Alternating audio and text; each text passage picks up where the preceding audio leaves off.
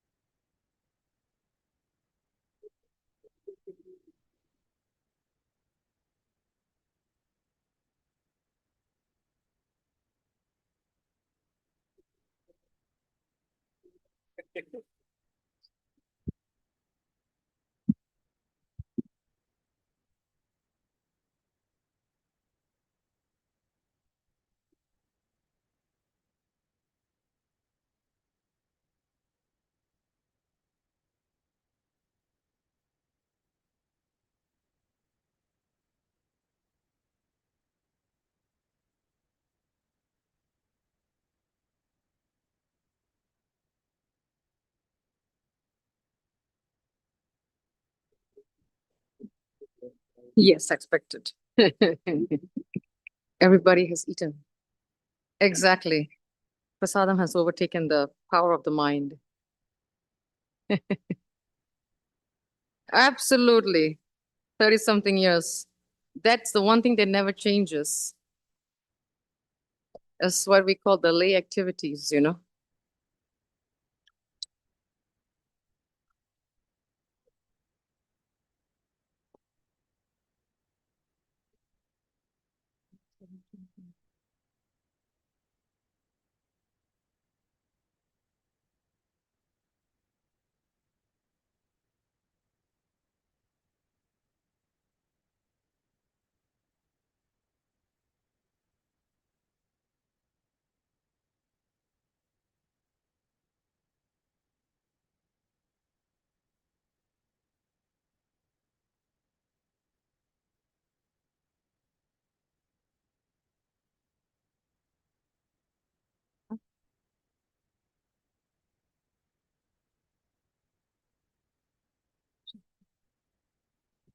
Simple. Hmm, no problem. Ekdam simple. Doesn't matter. Maharaja, I'm dead.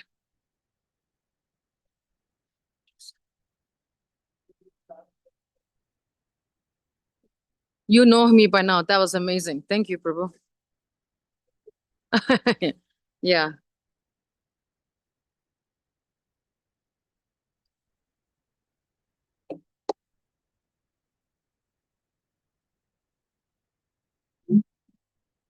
Prabhu, if you can pull up Srimad Bhagavatam, 11, 17, 27.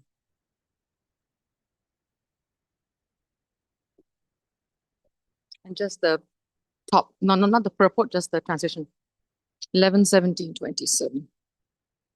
Jayo Radha Madhava Kunja Bihari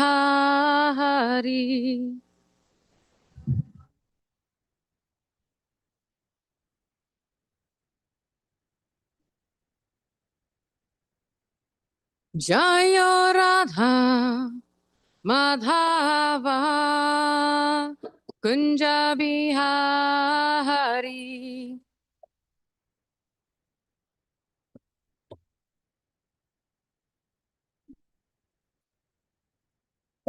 Jaya Gopi Janavallabha Girivaradhari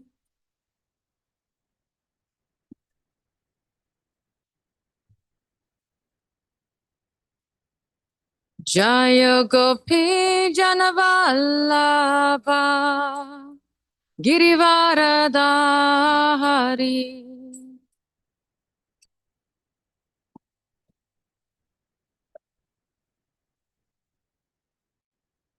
Yashodanandana Prajajana Ranjana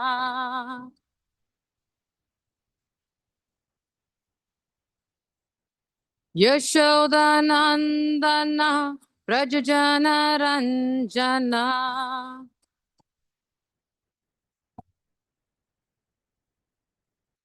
Yamuna Tira Vanachari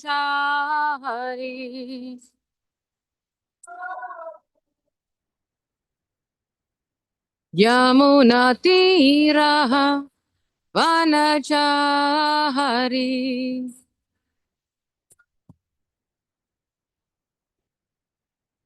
Jayo Radha Madhava Kunja Bihari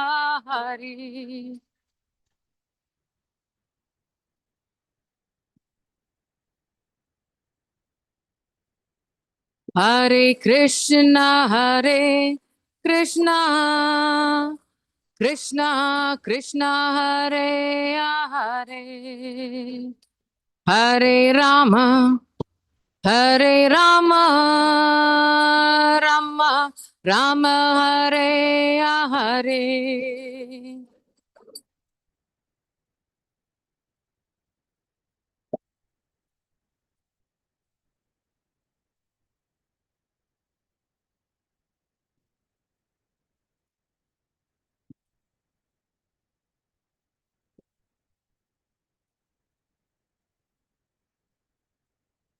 Hare Krishna Krishna Krishna Hare Hare Hare Hare Rama Rama Rama Hare Hare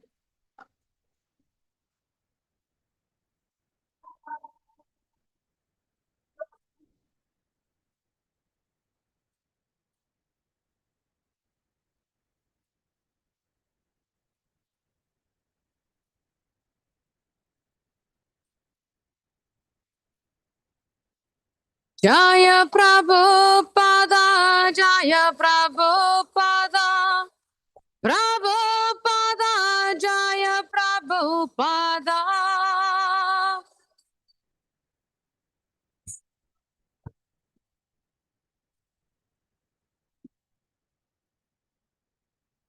Jaya Prabhupada Jaya Prabhupada Jaya Prabhupada Srila Prabhupada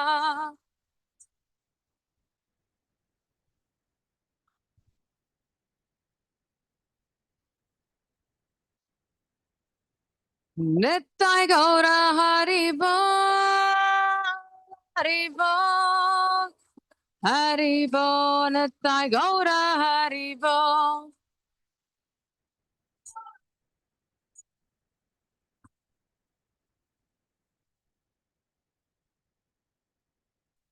Nittai Gaura Haribol,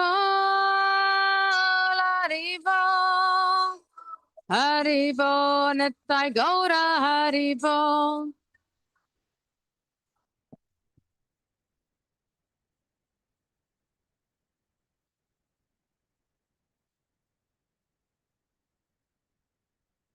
Go Premanande, Hari Haribol. If I can ask that the little girls to come in front, don't hide in the back. Come here, in the side. Come in front. You are the future. You guys are the future. So we get inspired by the young girls. Really, really do. Oh yeah, come on. Don't hide behind. Come on, girls. Why are you so shy? I promise you, I don't eat. I'm vegetarian. I don't bite. Absolutely. So today we'll be discussing another very important topic for devotees who are either thinking of a spiritual master, as one who has already chosen a spiritual master in the aspiring stage, and one who is initiated. Whether we have been initiated for 1 year, 2 years, 10 years, 20 years, 100 years, it does not matter. The reason being is very important that we get reminded about these basic yet very important points, because what happens is over a period of time, we can water it down, we can minimize it, we can dilute it. To the extent that we dilute it, to that extent, we lose the potency of it. So it's very important. So we're going to be discussing a topic called guru worship versus hero worship. It's a very important point. And we're going to reference from Srimad Bhagavatam, Canto 11, chapter 17, verse 27. Acharya mam vijayinyan navaman yetah karhichit namartya bhutya suyeta sarva deva mayo guru acharya mam vijaniyan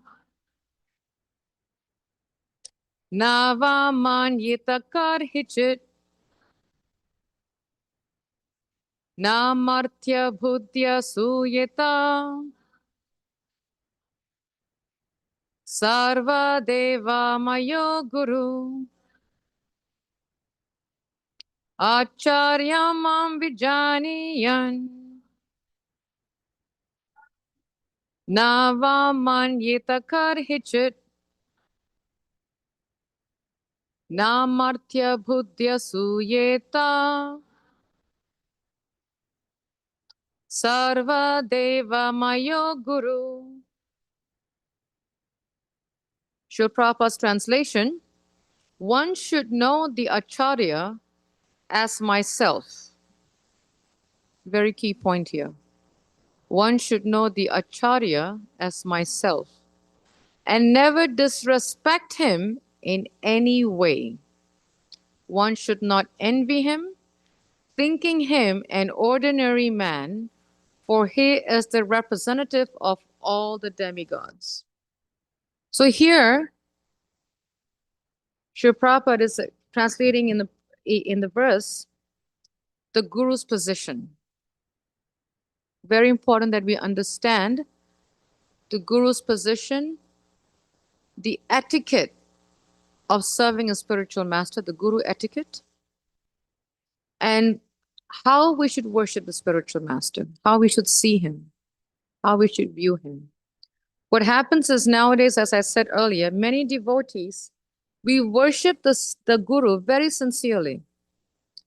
But over a period of time, what happens is we minimize the worship service very subtly.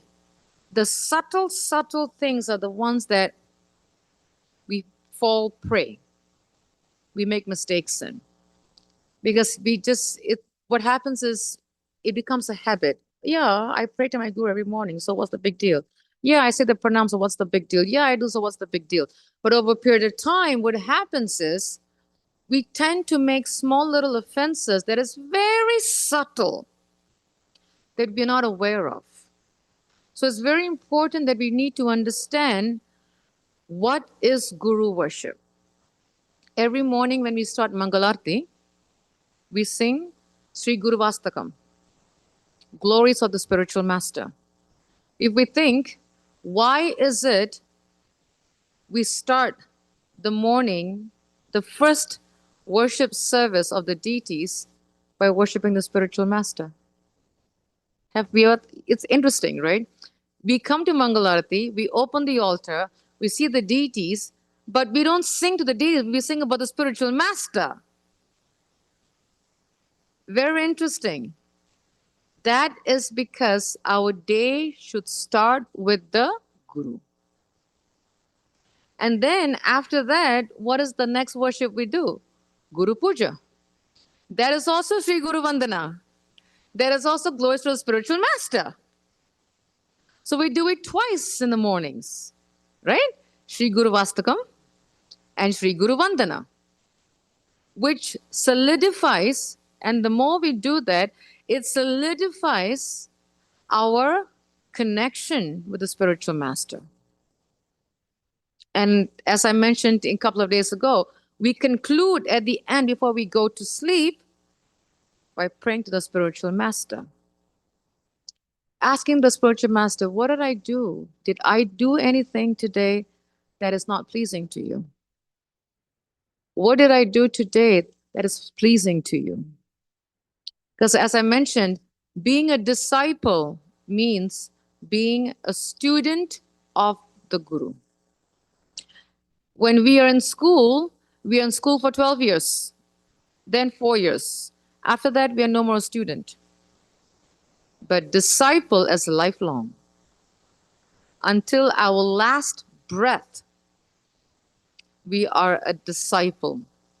There's no timeline, it's completely until our last breath, we are a disciple. Jai Shri Shri Radha Gopi Jana Vallabha Ki. I have to put it in my mind so that I don't miss out one word. So Guru worship means honoring the spiritual master as Krishna's representative. We have to remember that. Guru worship means we are honoring, we are glorifying, and we are singing praises of the spiritual master because he is the bona fide representative of Krishna. We have heard this past time when Srila Prabhupada was about to give his first initiation to the devotees in New York. And he told the devotees that you should worship the Guru as good as God.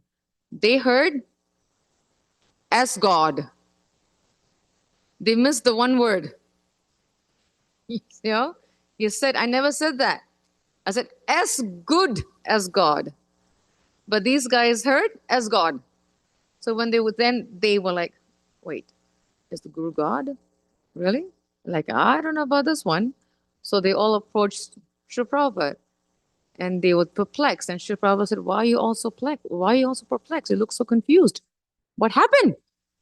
And he said, well, Swamiji, you said that we should worship the Guru as God. He says, no.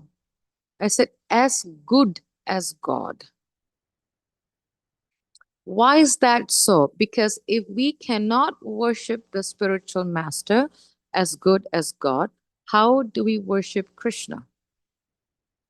That is our training.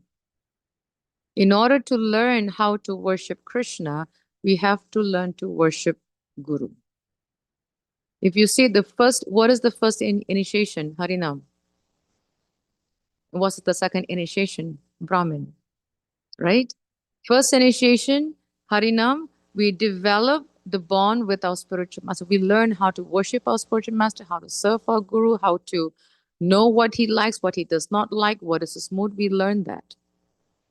Once we're able to understand how to serve our spiritual master, then the guru will say, okay, now you're ready to worship the deities. We cannot go straight to the deities. We have to go to the spiritual master. And the guru will say, yes, you're ready. And for Brahman initiation, it is only for deity service. Oh, it's locked. Oh, shoot. Uh, Papa, put the chair properly point so he can sit properly. No, yeah, put that thing there. Let me see.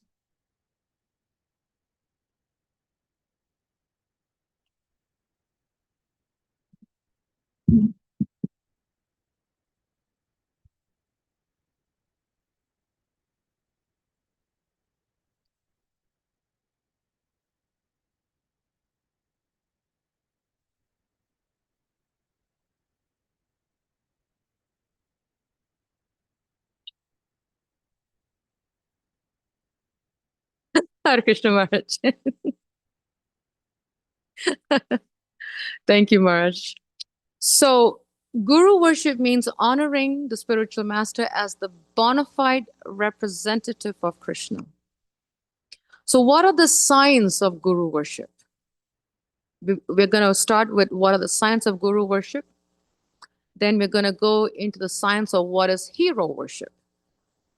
Then we're going to put the two together. And then we're going to conclude with what are the common mistakes we make when we gel them together and it turns into a very not so good khichdi. You know?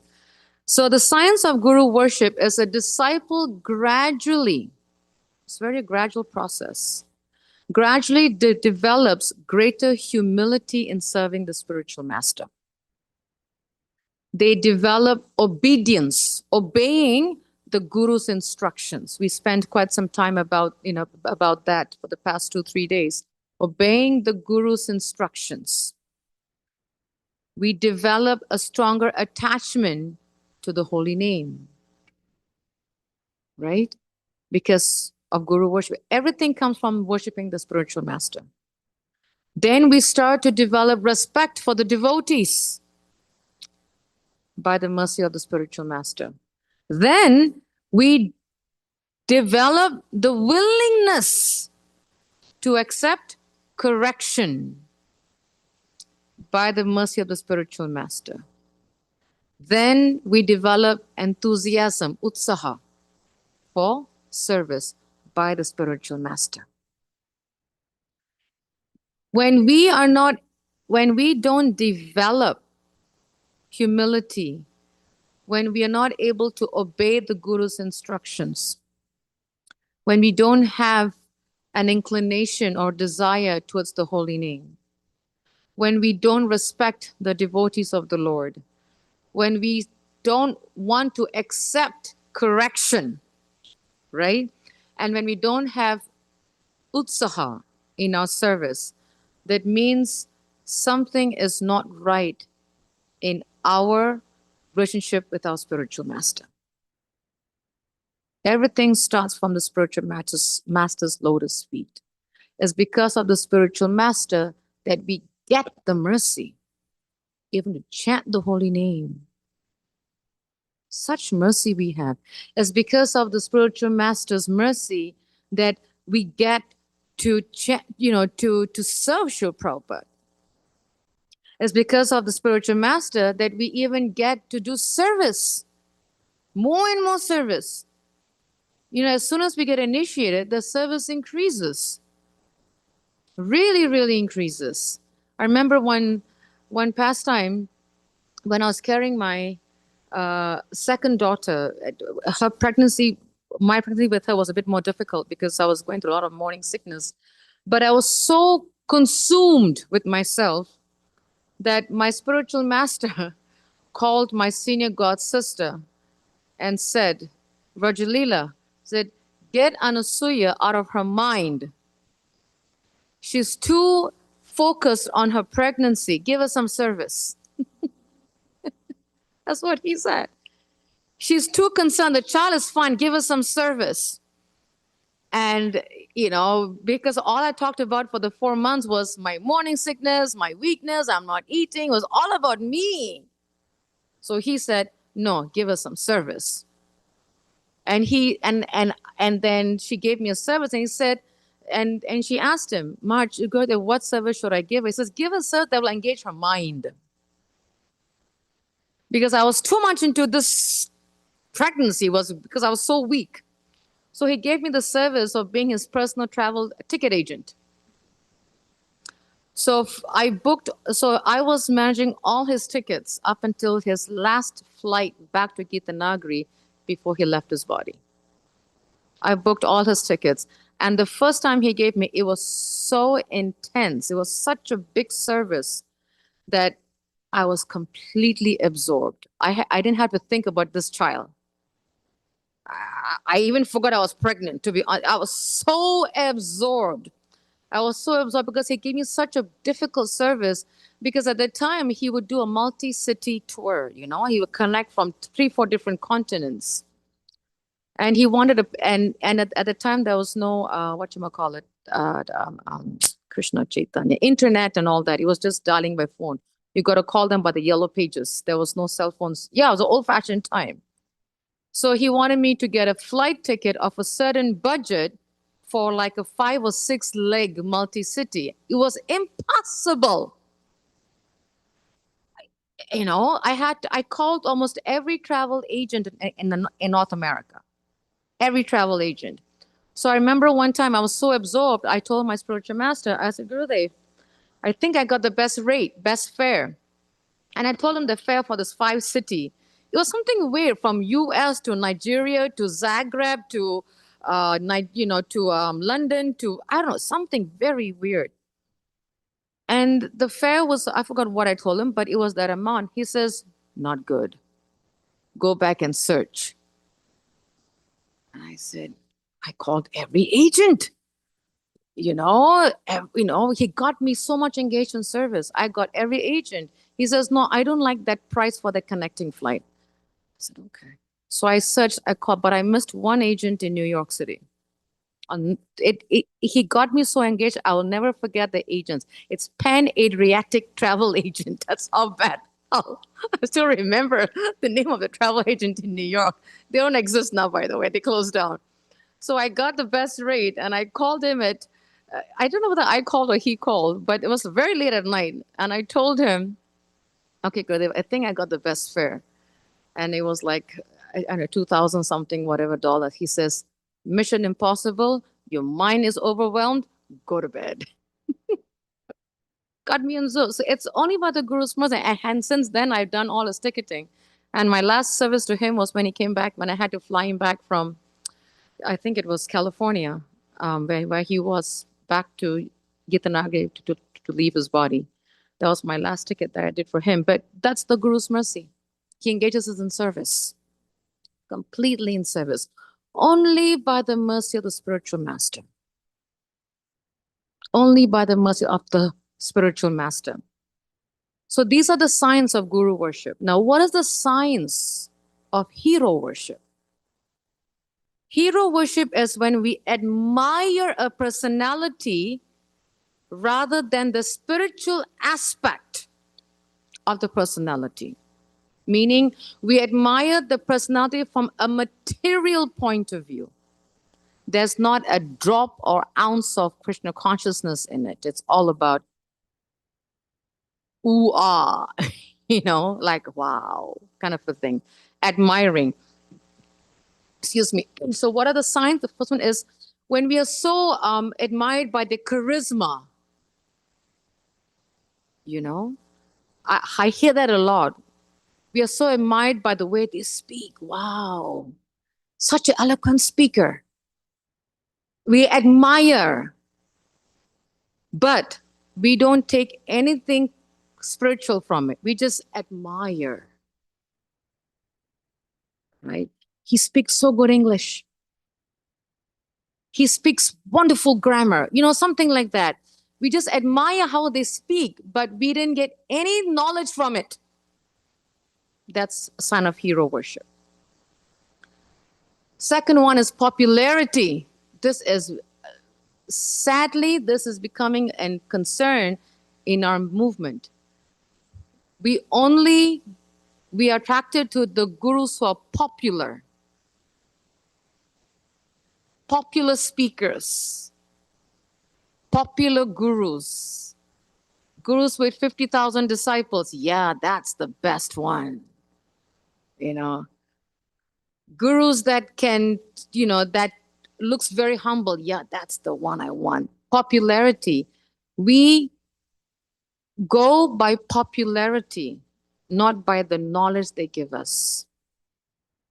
Like yesterday, I was talking to one devotee after the class, and this person said to me, "But Mataji, but he's not a popular guru." I said, "Are you going for popularity or the knowledge?" There's a senior disciple of Gopal Swami in Atlanta, Mother Gita, very, very nice devotee, very senior. She said to me one time that Gopal Krishna Swami told her that if we are attracted to gurus who are popular because of their popularity, that means our chanting is not good. Our chanting is very weak. We haven't understood the meaning of the holy name. We haven't understood the position of the spiritual master. So we don't go by popularity. We go by their knowledge.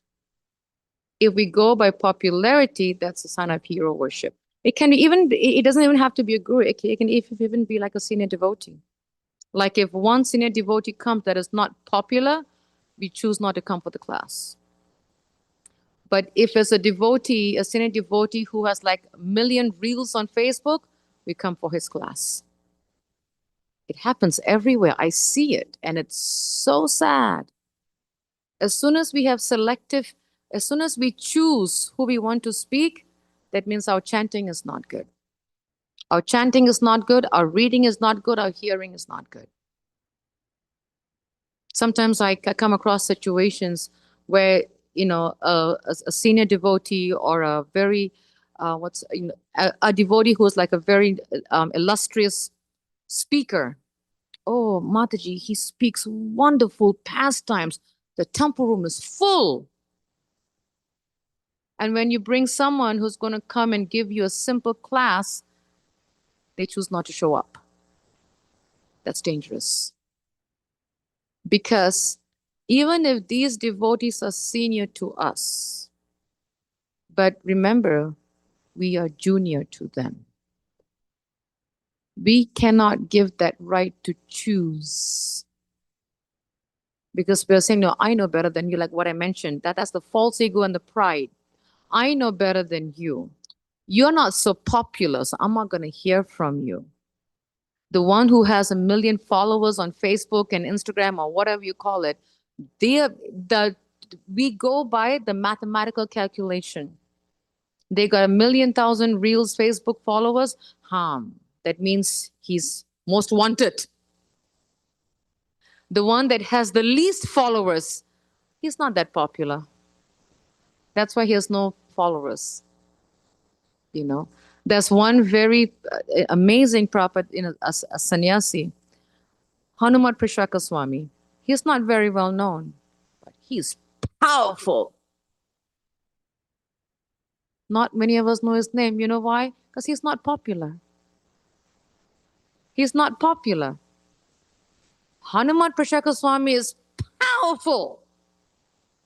But because he doesn't have 1 million followers and Facebook page or whatever, so we think he's not so known. He's not popular. Then why hear from him? Right? Another great sannyasi is Varshana Swami. His pastimes, you can hear his pastimes from morning till end, and you won't need you can skip your breakfast, lunch, and dinner. You don't have to eat. His pastimes will fill your hunger. But he's not popular. So we can, as soon as we start differentiating by popularity, number one, we are being judgmental, which is an offense. We are being judgmental. And number two, these are great souls. Who are we? We don't have the right to, as they say, size them up, and judge them. We don't have the right.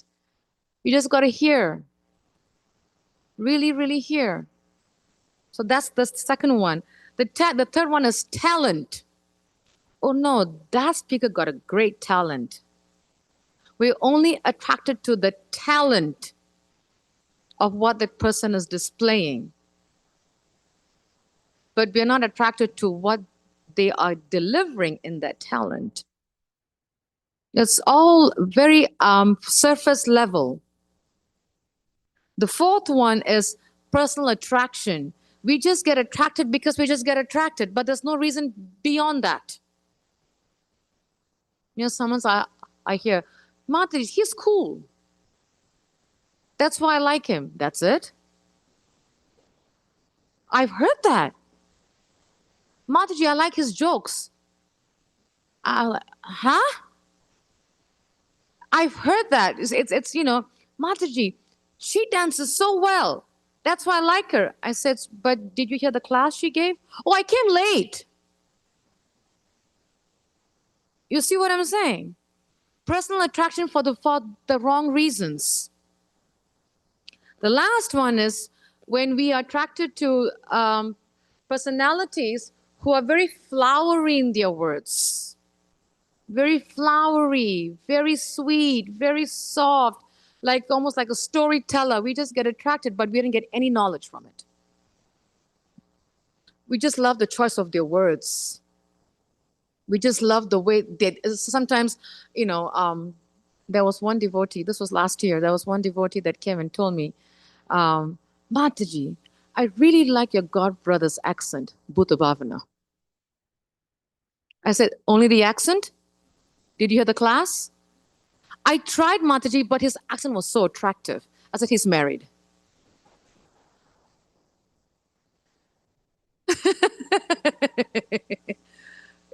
Hero worship. It's very dangerous. It's really, really, really dangerous. So we have to be very, very careful. Are we worshiping our spiritual master? Or are we hero worshiping our spiritual master? Very important point. Sometimes, and this sometimes really makes me sad, that happens in our movement, is we favor one guru over the other. All the spiritual masters are one.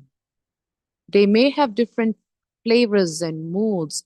Whenever I think of the different moods of the spiritual masters, it reminds me of Krishna's variegatedness.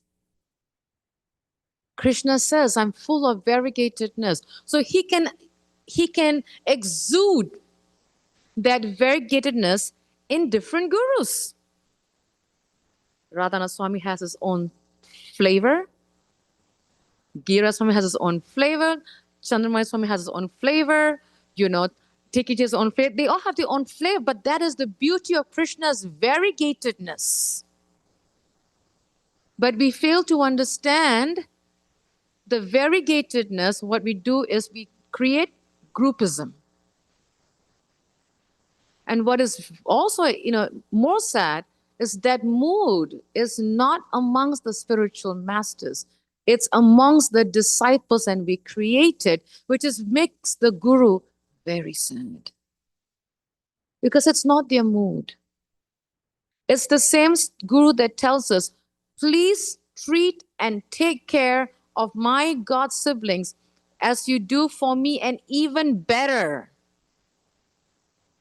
That itself should tell us that they are one. They are not different. They are one. So guru worship versus hero worship. Guru worship is when Krishna is the center.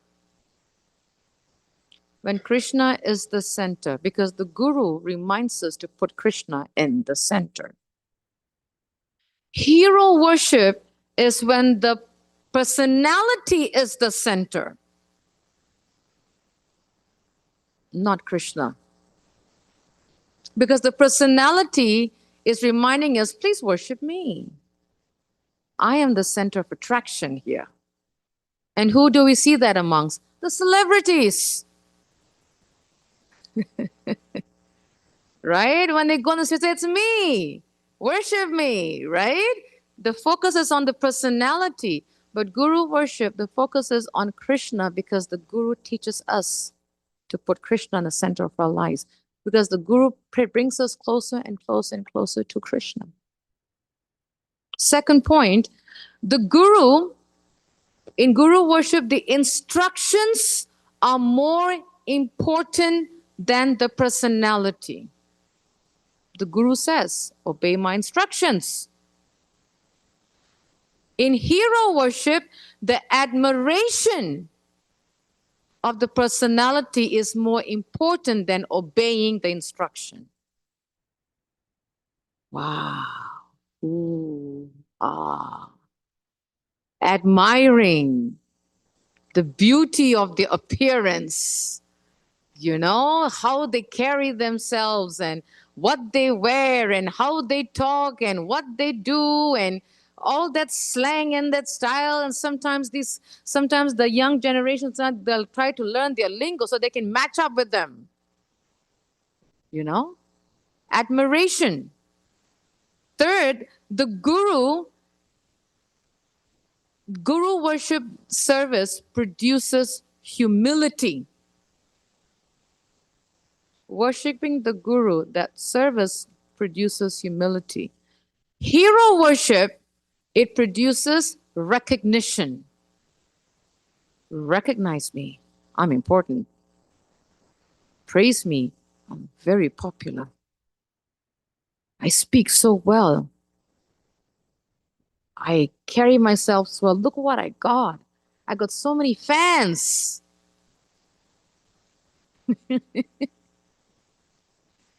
That's hero worship. That's hero worship. Guru worship leads to surrender. Hero worship develops pride. Puffed up. It develops pride. It definitely doesn't make us become surrendered. If it does, it's to surrender to that celebrity, not to Krishna. Okay? Guru worship helps us to follow the teachings and instructions of the spiritual master. Hero worship, sadly, makes us become fans of the celebrity. So gurus have followers, not fans.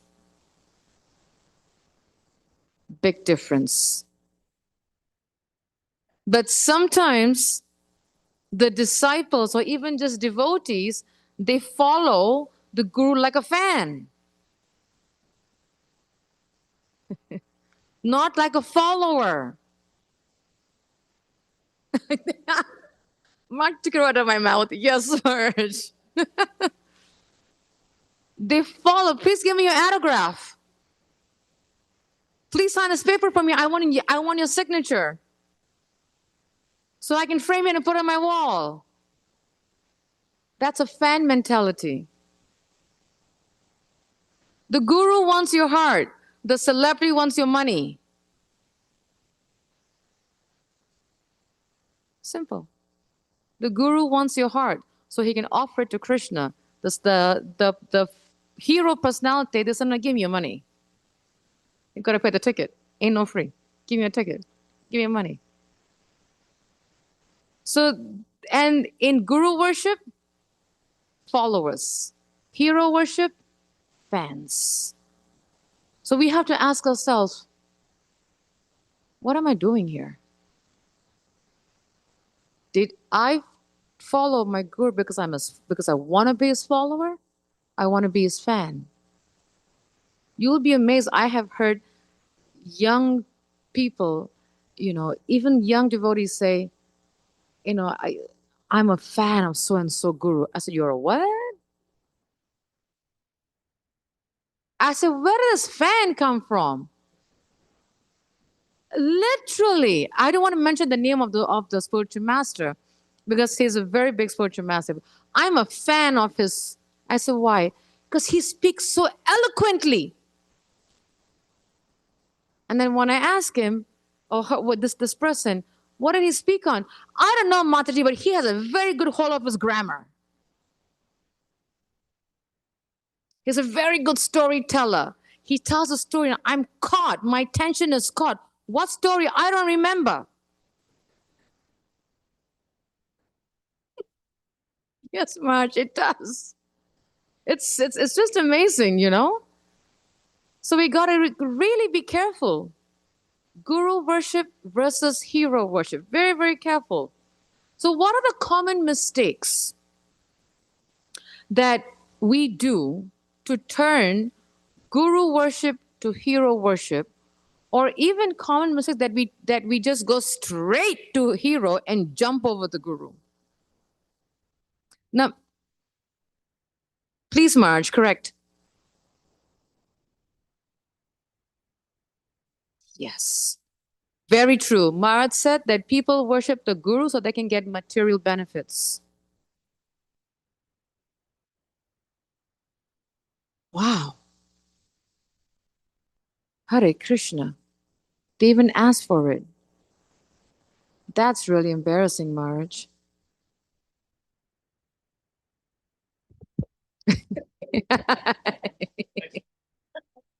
Wow. Well, that's another one. The guru gives us spiritual blessings to go closer to Krishna. The guru does not pay your mortgage for you. Oh, they asked you that to March? I was just thinking of what Bhakti Siddhanta Saraswati Please, said. March. Your guru is not your security guard. He's not your gardener. There you go. There you go. He's not your mailman. Wow. I mean, this is Bhakti Siddhanta. He's hardcore, Maharaj. He sees right through. He sees right through it. Absolutely. Yeah. Absolutely. Security guard. Security guard. Phew. Sometimes we kind of mistake our spiritual master for that. It's a very important point. So the common mistakes that we make by turning guru worship into hero worship, or just going straight to hero, forget the guru worship. Number one, and I hear this a lot, we enjoy hearing stories from the guru but neglect to follow his teachings. So, what is the guru? A storyteller. He tells so nice stories. I just get caught. But I neglect to get the teachings from it. We just love stories. Story time, bedtime. I'm going to tell you a story, you know?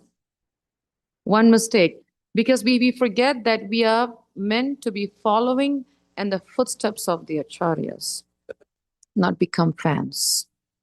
Second mistake, we enjoy what we are feeling, receiving, experiencing from the guru, but no transformation. It just feels good just to stand next to Maharaj, you know. Can I say something? Yes, please, Maharaj, please. Rana Swami was giving a lecture. This was at Chowpatty. And he's just getting onto the Vyasasana. I'm sitting in the back and I'm thinking, I'm going to pick up some of the points that he says so I can use in my lecture.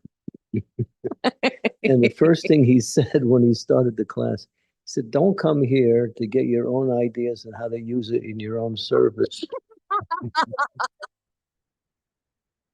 That's the first thing he said. Oh my gosh, he read your mind, Maharaj.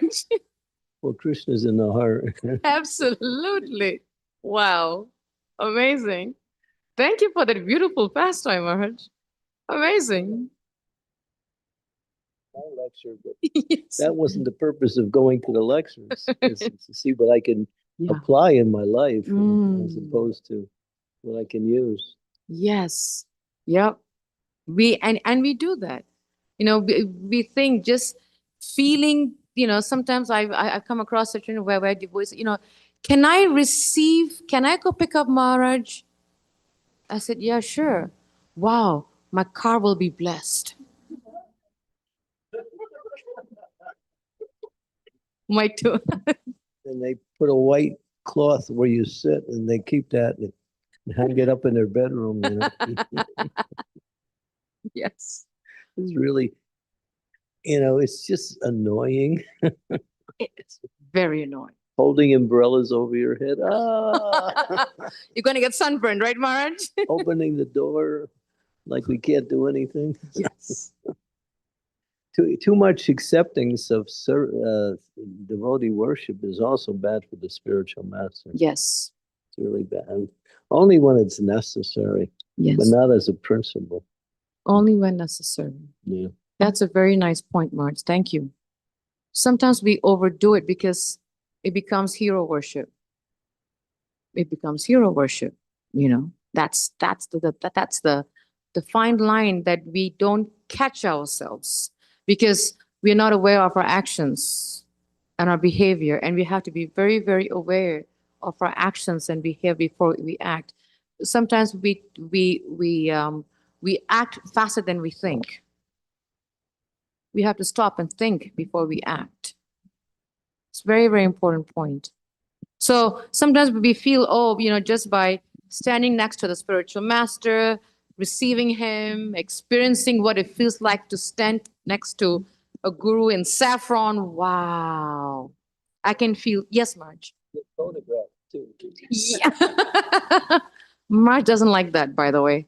No, the idea is you get photographed with the guru, and then you can show everybody, hey, look at me. Yep. And it gets sent all the way to India. Instagram, India, Africa, wherever, in Europe, wherever the pictures go, it just instantly, absolutely. After being in this movement for many years, I finally found out what was my real duty in this movement. Standing pictures? Signing books, accepting garlands, cutting cakes, blessing babies, blessing pregnant mothers, and what else? Oh yeah, feeding the kid too. And then I realized, hey, boy, I didn't even know what I was supposed to do until recently. Hare Krishna. This is where we are misusing the spiritual, we are not doing proper guru worship. It's and that is because we really haven't understood the position of the spiritual master. We haven't really understood the position of the spiritual master. When we do all this, we haven't understood that he is the representative of Krishna, sent by the Lord to take us closer back to the Lord. My Gurudev calls himself a bounty hunter. He was sent by the Lord to come out and bounty hunt all of us and take us back to Godhead. That's the position of the spiritual master.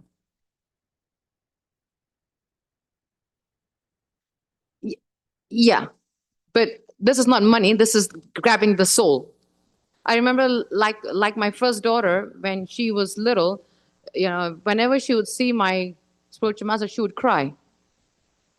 And I didn't know why she would cry. Vrinda, she would just cry. I didn't know why she would cry. Every time she gets scared, she would hide behind me and she would cry. And I saw that happen for quite some time. And then when she was about 2 years old, I had to go up and to my Gurudev's house and serve him lunch. And I saw him sitting out in the swing, that wooden swing he had outside. He was swinging himself. So I went up to him and I said, I have a question to ask you, Gurudev. I said, why is it that Vrinda, whenever she sees you, she cries? Is something wrong with her? I said, because, something is not gelling. He says, don't worry about it, Anasuya, you worry too much. I said, well, why is she crying? She's afraid. I said, why is she afraid? And then he said, he gave amazing. He says, she was with me in her last life and she messed up. So she came back in this life. She recognized me as a bounty hunter. So she's trying to run away, and I'm not going to let her go. So I'm here to catch her. So she remembers me. That's why she's crying. So don't waste in awe and reverence. I said, okay, she's human. Thank you, Krishna. You know, yeah. So that's the guru's duty, is to take us back to Godhead. He's not into all this, frivolous and flowery and, fanfare and celebrity. He's not into that. In fact, he doesn't have, the guru has no time for that. The guru's time is very, very precious. Because for the guru, remember, a sannyasi's life is social dead. And we are pulling into the social life. Why are we doing that? They have a service. Every minute of their time is for Krishna. And we keep pulling them into something that is not Krishna. So we got to be very careful. How are we worshiping our spiritual master? Guru mode or hero mode? Very, very careful. And the third mistake that we make is, and I've also heard this before, oh, if I have physical closeness with my spiritual master, I will advance spiritually. I've heard that. If I can just travel with my guru, I will advance. But like what Maharaj said in his class yesterday, to be a personal servant of the guru is no joke. It is no joke. If you want to get a glimpse of what it's like to be a personal, please ask Dharma Vatsala Prabhu. He's been serving with Maharaj for what, 2 months now? It's been 2 months. He will tell you what's it like to be a personal servant. It's not an easy peasy service. It's very purifying and a blessed service. Oh, credit. Yes, a lot of credit. You get no credit. Oh yeah, sorry, no credit. Because some people think, if I'm close to my Guru Maharaj, he's going to be so nice to me and pamper me. I get a lot of association. I get a lot of instructions. No, it's not going to be. You'll get instructions with a danda. It's not just instructions. And he's not, you don't expect glorifying and pampering and kuchi ku, all that. It's not going to happen. It's just no credit. It's a very purifying service. It really is. So if we think that being close to a spiritual master means we will advance spiritually, think twice. Be ready for that service. Please, Maharaj. Yeah, Prabhupada talks about Vapu. Yes. He said Vapu is not as beneficial as Vani, because Vapu is always beneficial. But Vani can go, Vani is always beneficial. Vapu can go either way. In association with the spiritual master, you can go down. Yes. You can go down. If you're not in the right consciousness, or something may happen where it brings you, what we say, you either commit offense, or you see something that you don't understand and you understand it in the wrong way. Yes. So Vapu, people wanted Vapu, but Vapu it's double-edged. It's double-edged sword. Yep. Yeah. It's double-edged. Absolutely. My husband and I had the good fortune, and I use this very carefully, good fortune to be a personal servant to my spiritual master for almost 3 years. Believe me, it was intense. It's no credit. Like Maharaj said, it was boom, boom, boom, boom, boom, boom, boom, boom, boom. When being a personal servant of the spiritual master, your time, your life, your sleep, your whatever is no longer yours.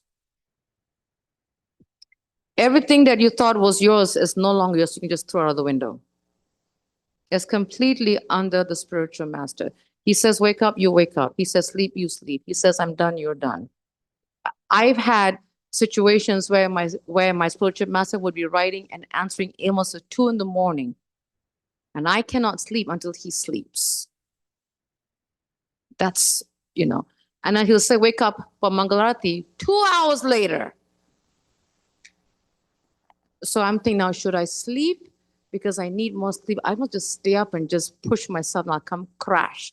And if you think that you can come back and crash, forget, he's going to say, I can go do something else for me. That's personal servant. It's very purifying service, no credit. But we should not think, oh, I'm going to grow spiritually if I'm close with my guru. No, that's hero worship. When we think that way, it's hero worship. We make that mistake. Another thing that we do a lot, like Marge just listed, Marge, please take a photograph with me. Let's stand by Prabhupada. Let's stand by the deities. Can you hold my child so I can take a picture? And I've seen spiritual masters holding the child, and I feel so bad for the spiritual masters. Here the guru has devotees that want to talk, and the guru is holding the child, and they got to pose. I think in the whole time that Prabhupada was here, he only posed for 2 or 3 pictures. And we have thousands of pictures of him. If you wanted to take a photo of him, you do it when he's wherever he is and whatever he's doing. Yes. Candid shots, yes. He didn't like the whole idea of just sitting there and making faces, smiling, and Yeah. It's pretentious. It's false. Yes. I don't even remember, Marge, that Bhakti I do it because that's what they want.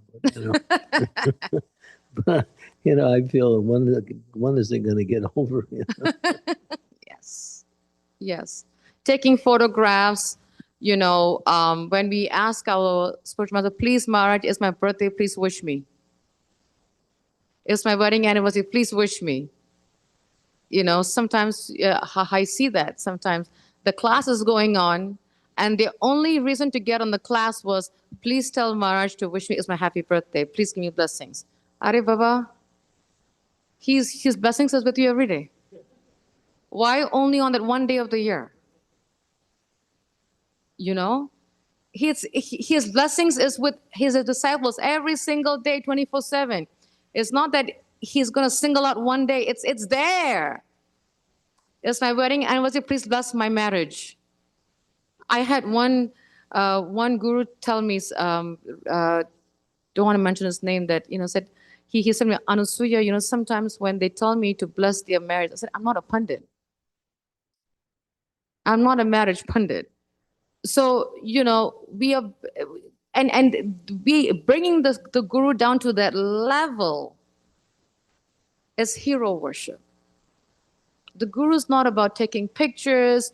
Please wish me happy birthday. Please wish my child happy birthday. My child's first day of school, please bless them because off day of school. That's not guru worship. They go to Krishna for the same thing. That's right. One story, when I was in London, they were telling me one lady came in front of Radha Gokulananda, and she was praying, and she said, later on, they gave me the account. Her son had 10 A's. She wanted her son to get A's in 10 different subjects. He had 10 subjects. She asked Krishna to give him 10 A's. So when the boy finished, he got 9 A's. And she came back and she complained to Krishna, I asked for 10. She was not happy because he didn't fulfill it all the way to the end. This is a true story. Hare Krishna Chaitanya Maharaj. It's the stories I hear is also very hilarious. I say, what happened? What happened to the movement? Yes, it's so true. So that is not the guru's, position.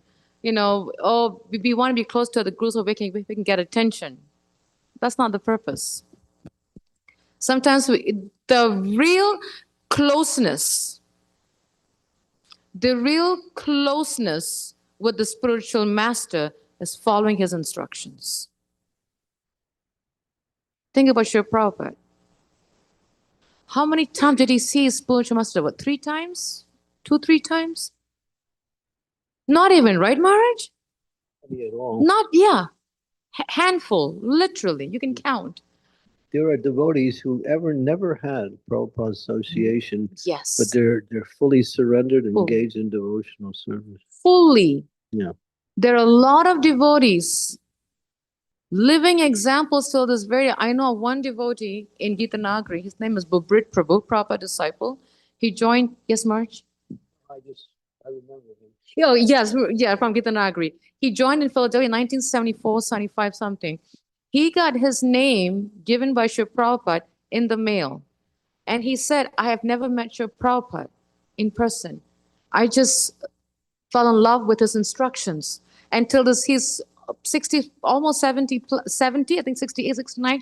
Till today, he's chanting and serving. Fully dedicated to Srila Prabhupada. Never Srila Prabhupada one time. Not one time. But Prabhupada gave him the name Bubrit Das by mail through Satsrup Maharaj. The Yatra just a couple of weeks ago. Yes. Yes. He was at that stall. Yes. He had that child. Yeah. She left her body, March. She's Yeah. an amazing child. Amazing. Totally. Damayanti. Yes. Totally amazing. She went through how many operations? 21. 21 different operations. Yes. But she was always blissful. Always smiling. From age of birth to the age of 25. She went to 21 operations. Yeah. Spina bifida. Yeah. Yeah, she did. So we have living examples. So if we think being close, physical, closeness to the Guru, we're going to advance, no. The real closeness is following the Guru's instructions as your life and soul. That is the real closeness. That's the real closeness. The last one, the second one is when we think we want the Guru to recognize us, wanting recognition. That's dangerous.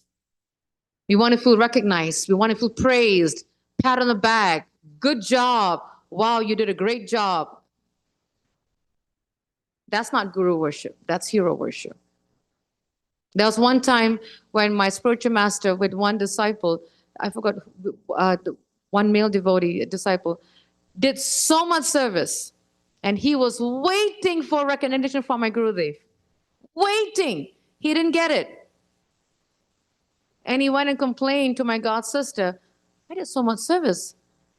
Didn't Gurudev see it? He says he saw it, but he knows your ego too. That's why he didn't recognize you.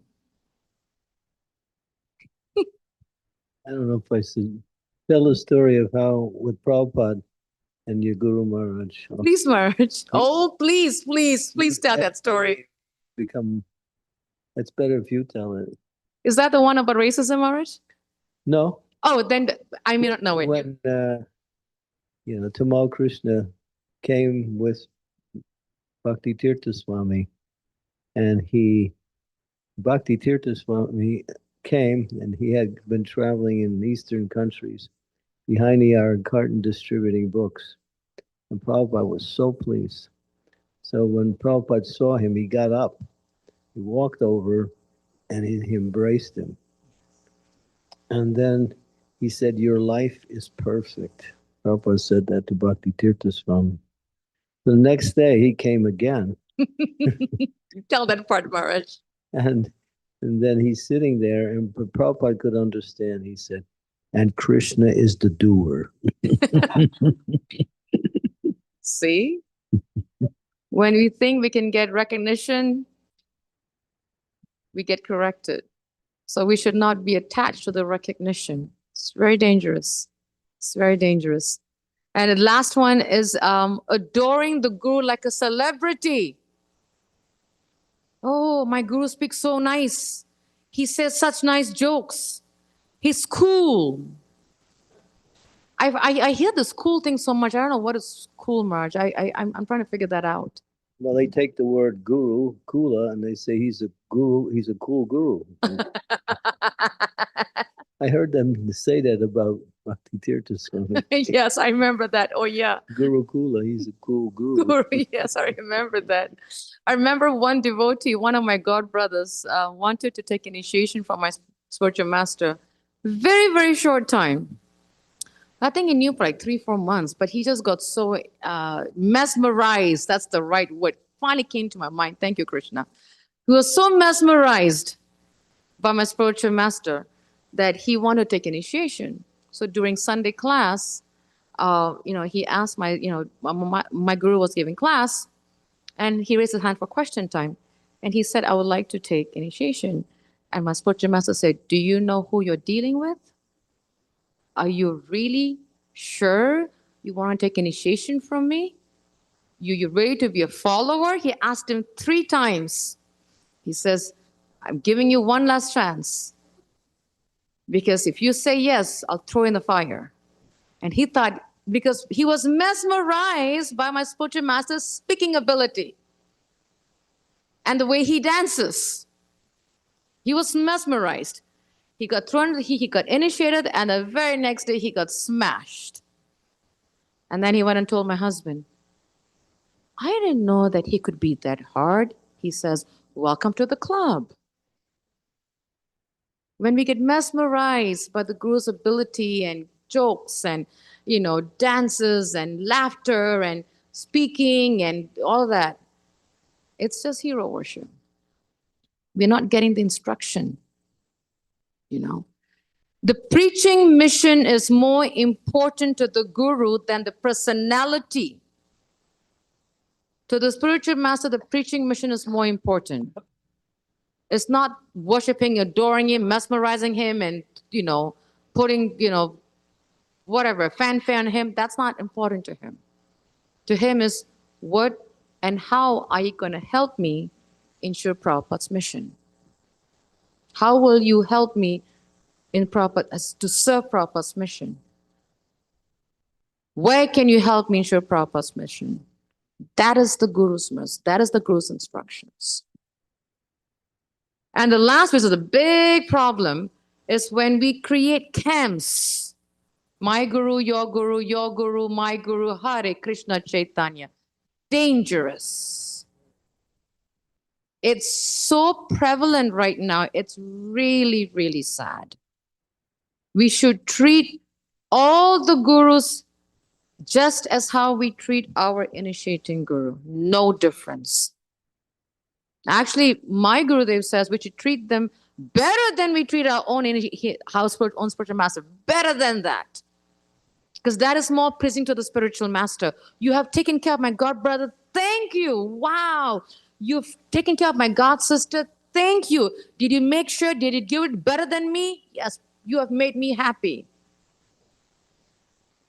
That is the mood. The gurus don't want to hear my guru, your guru, my guru camp. It's dangerous.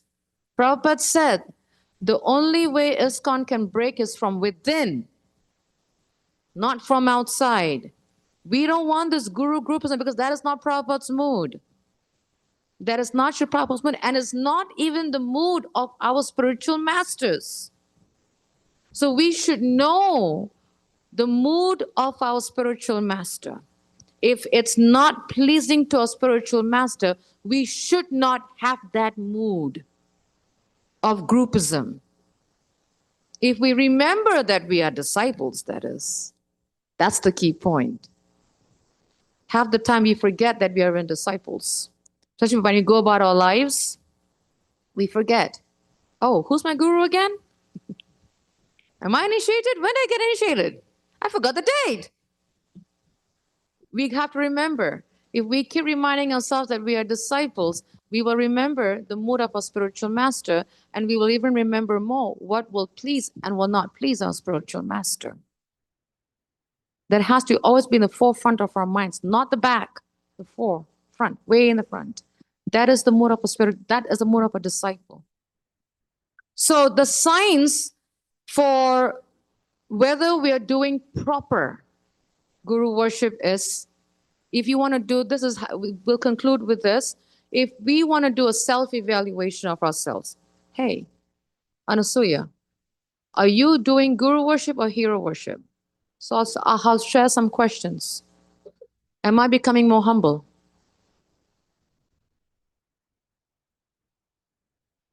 Am I obeying my guru's instructions carefully? Am I chanting better? Am I accepting correction with gratitude? Do I respect the devotees? Am I becoming less interested in fame, adoration, and recognition? Am I becoming more attached to my service to Guru and Krishna? If these answers are yes, we are doing Guru worship.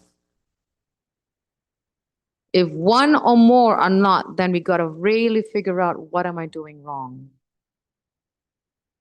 And how can we develop the real Guru worship and kick out the hero worship? Is believe in your spiritual master. Love your spiritual master and have faith in the spiritual master. When we have faith in our spiritual master, when we believe in our spiritual master, when we love our spiritual master, there's nothing else. There's nothing else. That is Guru worship.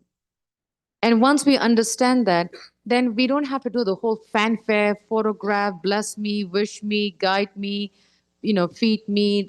That it's a waste of time. Stand here, pose here, stand there. I we never did that. When I joined Krishna consciousness, that was not there. In fact, we were told if we did that, we got heavy correction from our seniors. They're like, "What are you doing? He's not a doll." Mother Kalini, very senior, Marsh knows very well, very senior proper disciple. She was one of my shikshas in Gitanagri. She was said, "The Guru's not your doll. Don't treat him like a doll.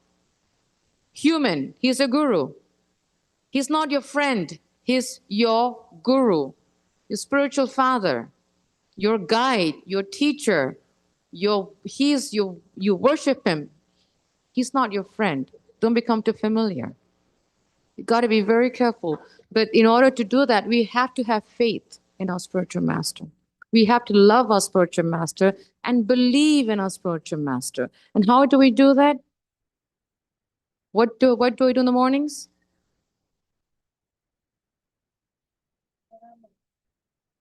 Two, evening, pray to the Guru. During the day, think of your Guru's mercy. When we go through challenges, think, geez, okay, Gurudev, I'm going through this challenge. What should I do? What would my Guru expect if he was here? How do I tackle that issue? Keep in touch, connect.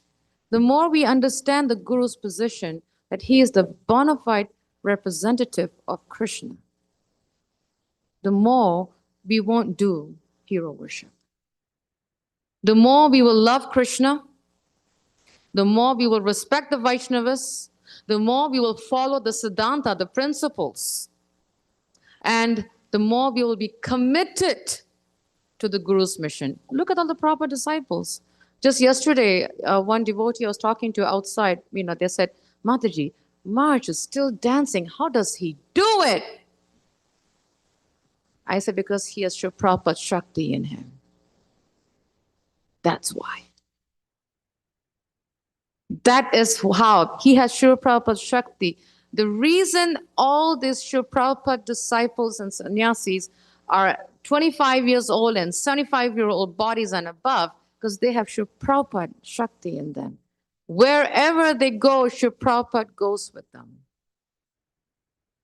Sri Prabhupada is never separated from them. I firmly believe in that.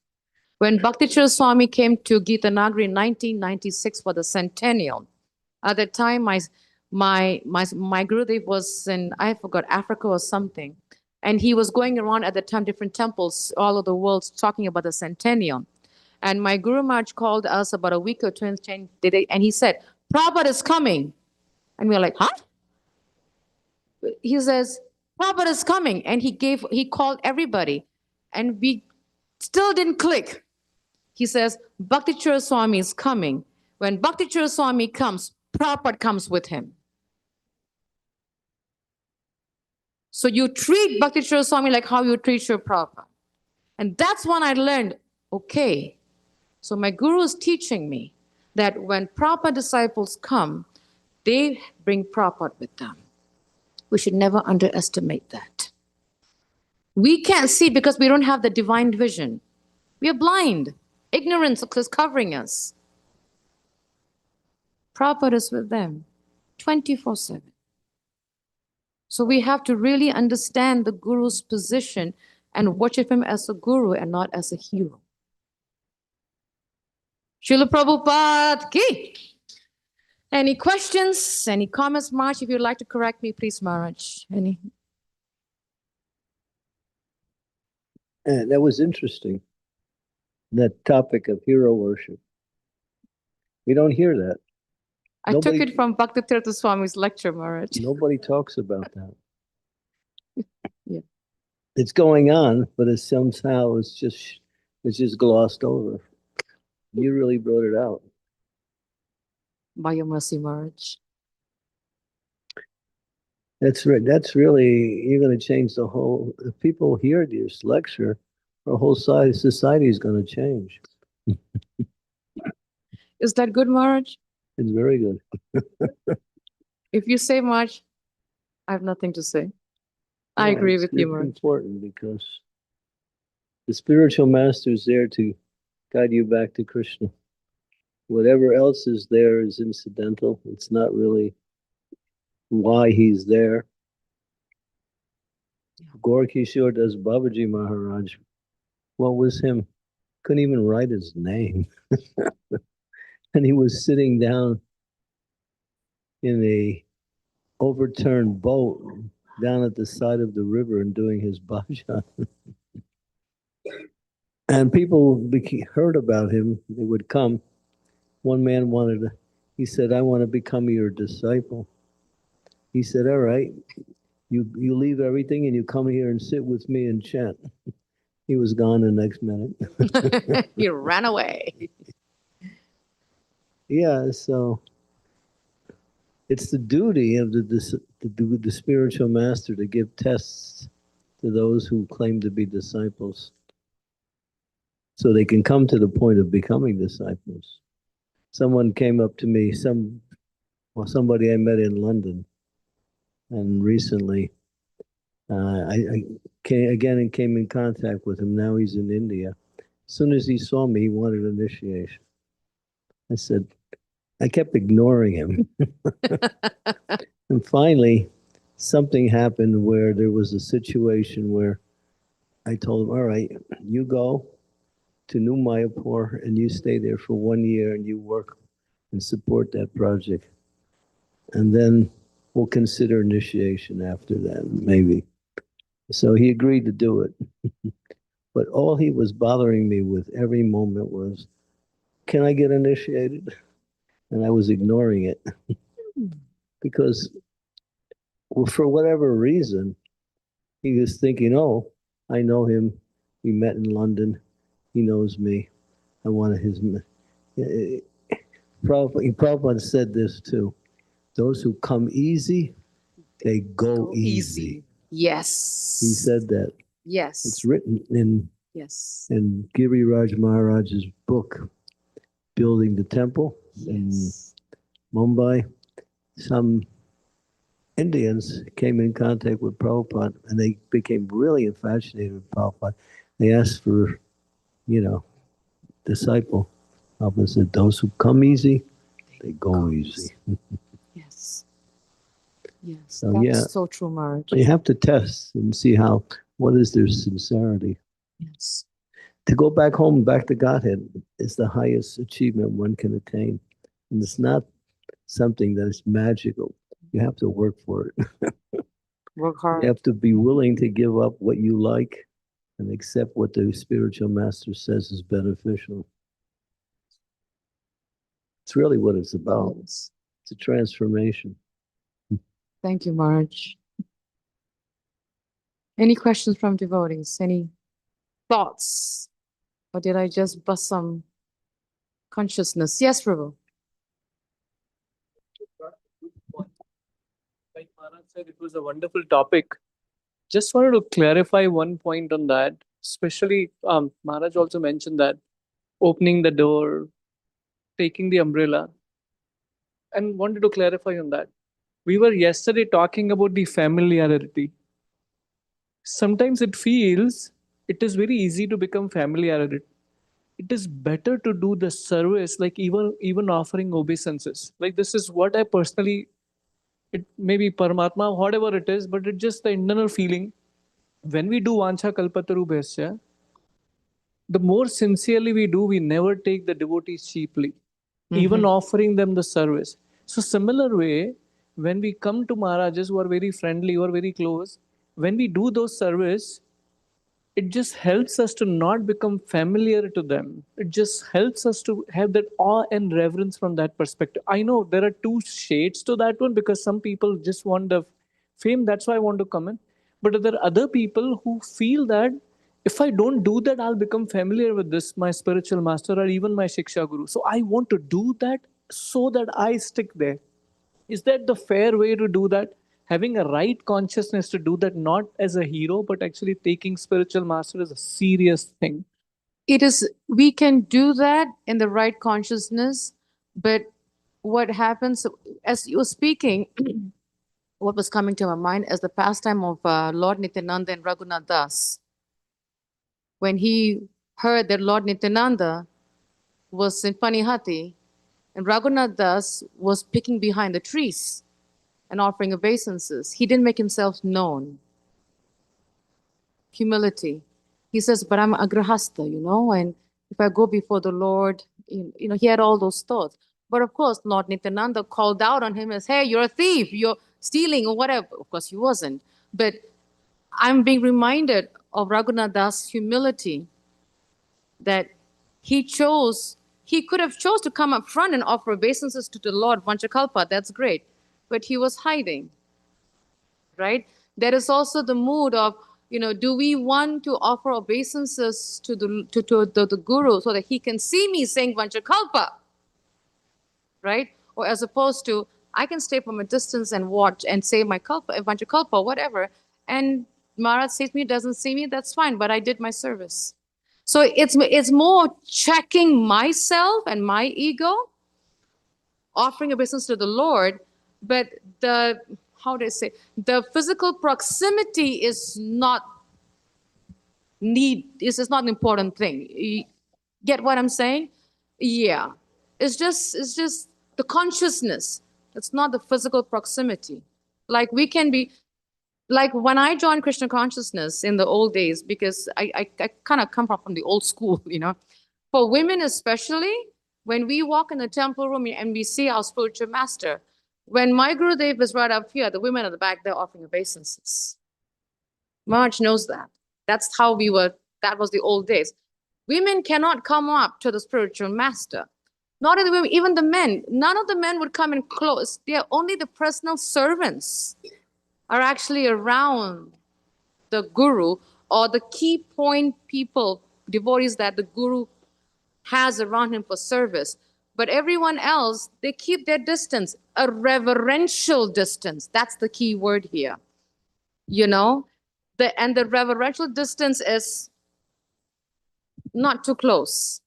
You can still offer obeisances to the Guru Panchakalpa, but there has to be a reverential distance as opposed to going close to the feet and offering the obeisances. Am I making sense?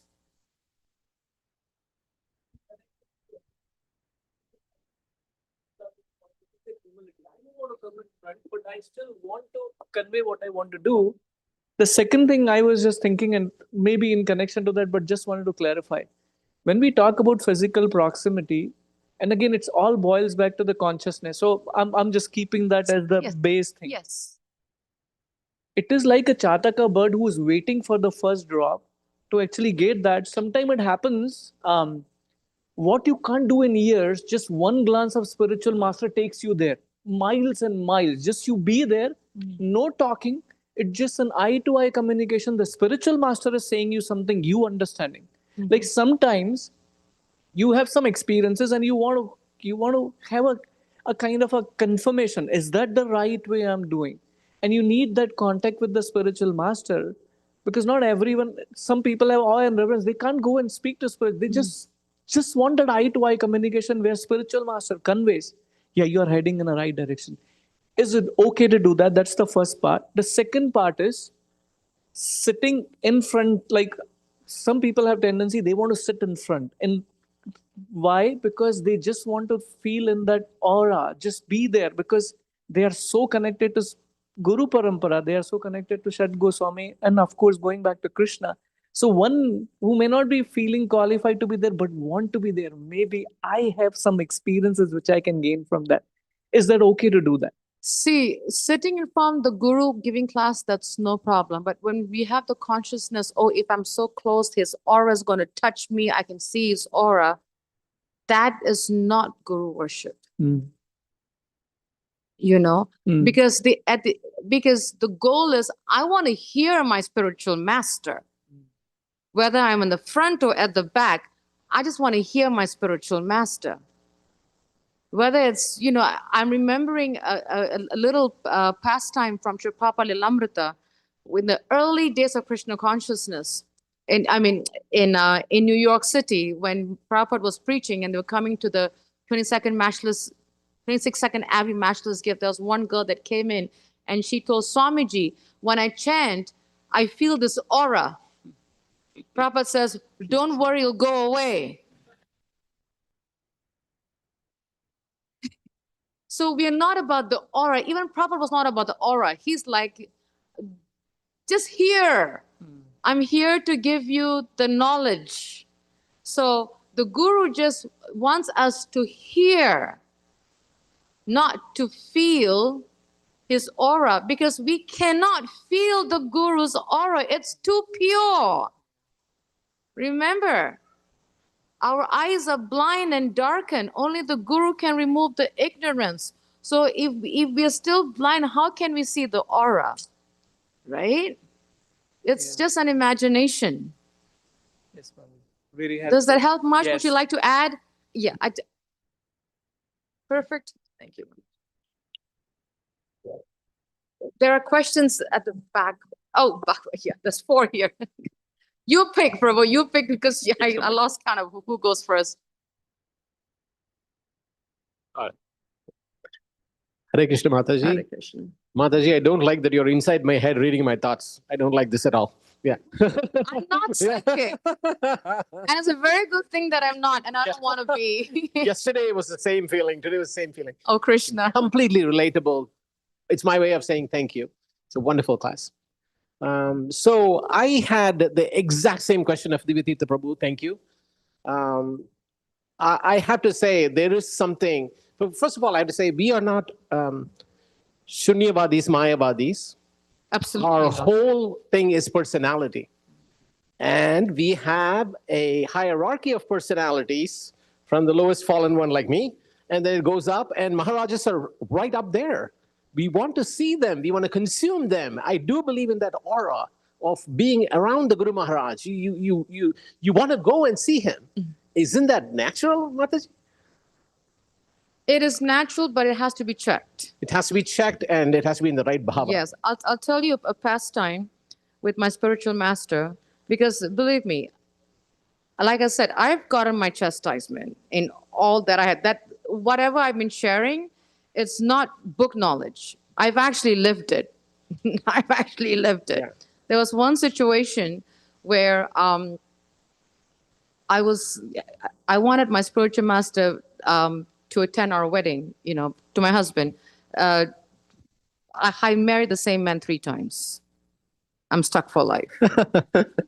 First, I don't know. Ask him. He might say, "Oh my God."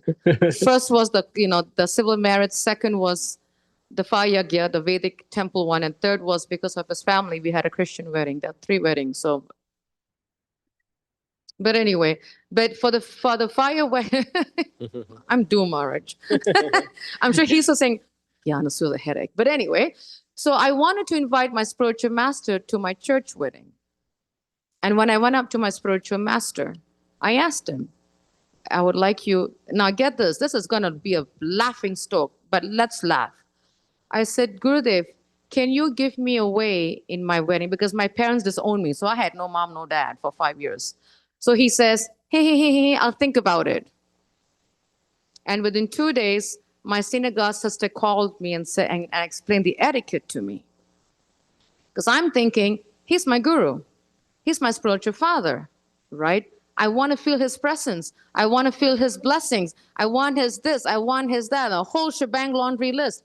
But in a many father. words, he said, no, that's not my gurus. That's not my service as a spiritual master. And that's when I had my first chastisement about guru worship and hero worship. It's natural, but is it the etiquette?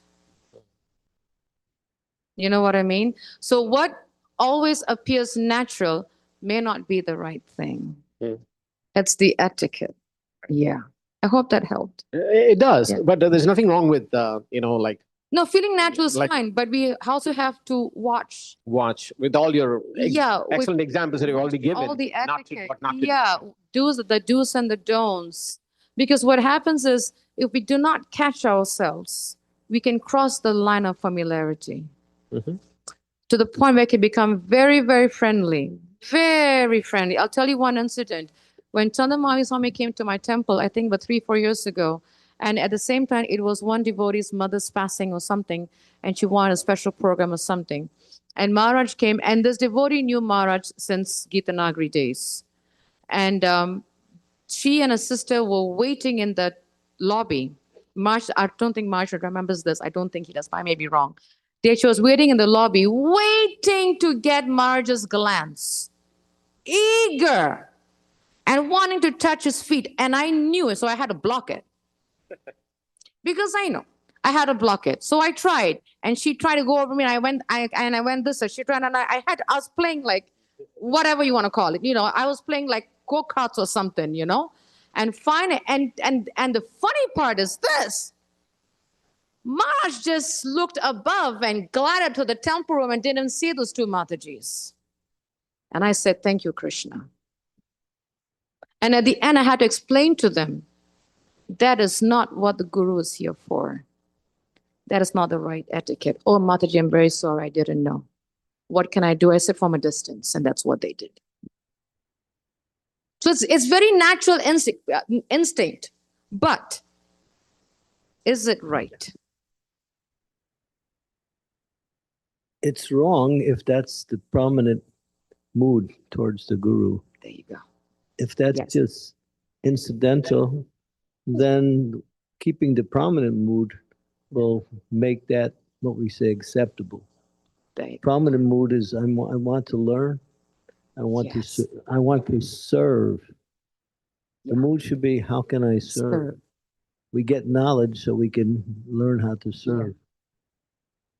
That's the mood, because Yeah. the whole principle of devotional service is to come back to serving the Supreme Lord, and the spiritual master is there to facilitate that. Yeah. That's his business, Yes. to get you to serve the Lord. Yes. Yes. But if the service attitude is not there and the enjoying attitude is there, then Yes. that takes away from the whole principle of relationship. Yes. And then familiarity comes in, and then what else comes in? And then minimizing the instructions of the spiritual master. Yeah. And seeing, being very selective what you like and what you don't like. Yeah. These are examples of becoming, what we say, in the enjoying mood. Prabhupada would always say that don't try to enjoy the spiritual master, try to serve the Yes. Very important point. By standing close to the spiritual master, by being up front, by feeling his, exudes and whatever, it's just enjoying the spiritual master. The mood should be, how can I serve? What am I hearing? Am I listening? Am I receiving? Am I digesting it? Am I applying it? That is more pleasing. When we apply and follow the Guru's instruction, that is much more pleasing to him than doing this, I'm here show. Shastra mentions the principle of the results of hearing. And there's two principles that manifest, either one or the other. Is that if you hear a lecture, if you're hearing him speak, two things should happen, or one of the two things. One, you start to realize what they say. In other words, you understand it. And if that's not there, then there's questions. And if neither one is there, that means you weren't there. Although you were there physically, you weren't there. And but not No mentally. questions, no realizations. It means your mind was somewhere else, or Mhm. you weren't focused on what he was saying. You were focused on what he's doing. Yes. In other words, yeah. Yes. And that's Shastra. That's from Padma Yes. Purana. Yes. Thank you, Marge, for adding that point. It's a powerful point. Yeah. Because we should get questions, and if we don't get questions, that means we understood everything. There's no need for questions. But did Perfection we of mind. understand everything? Yes. Thank you, Marge, for adding a powerful point. Any other? We Okay. also have The Maharaj boss took class. the mic, which means I gotta keep quiet. Oh, Yeah.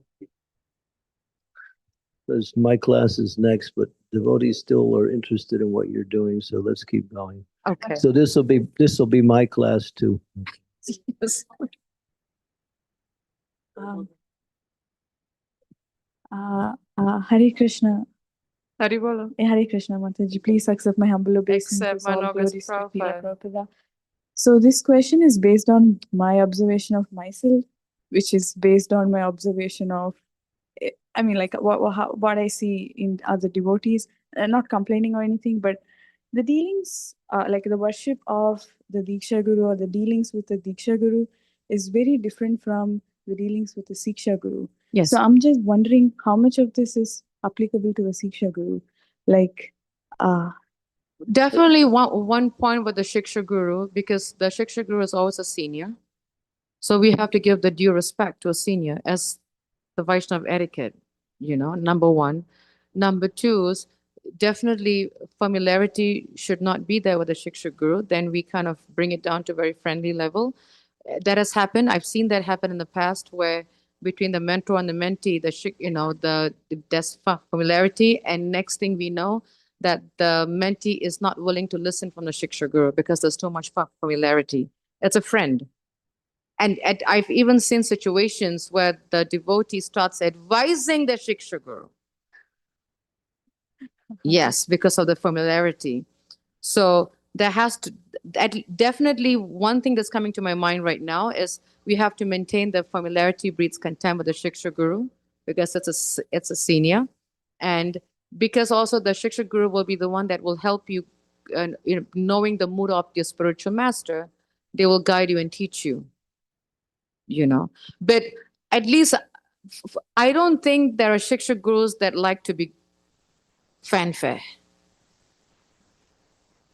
okay, got it. It's like Marge said, it's a headache.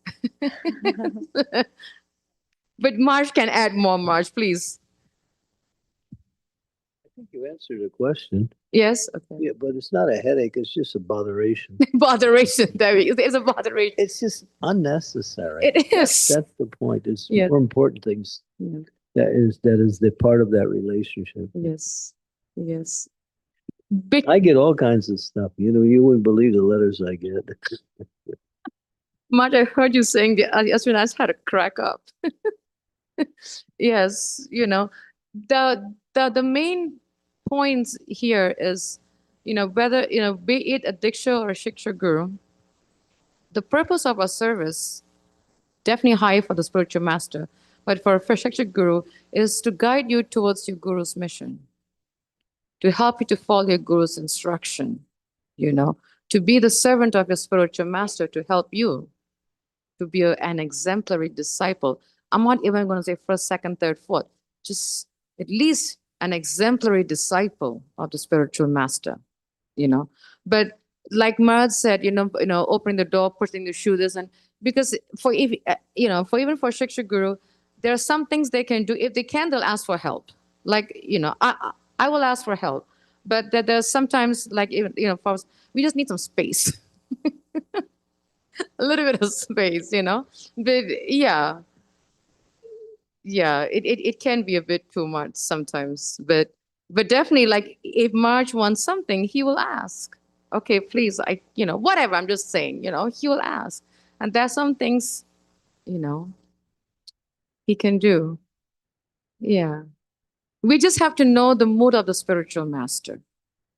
We just have to learn and know the mood of the spiritual master and how to behave before he even says. But that takes some practice. And how do we learn that? We learn from the God family.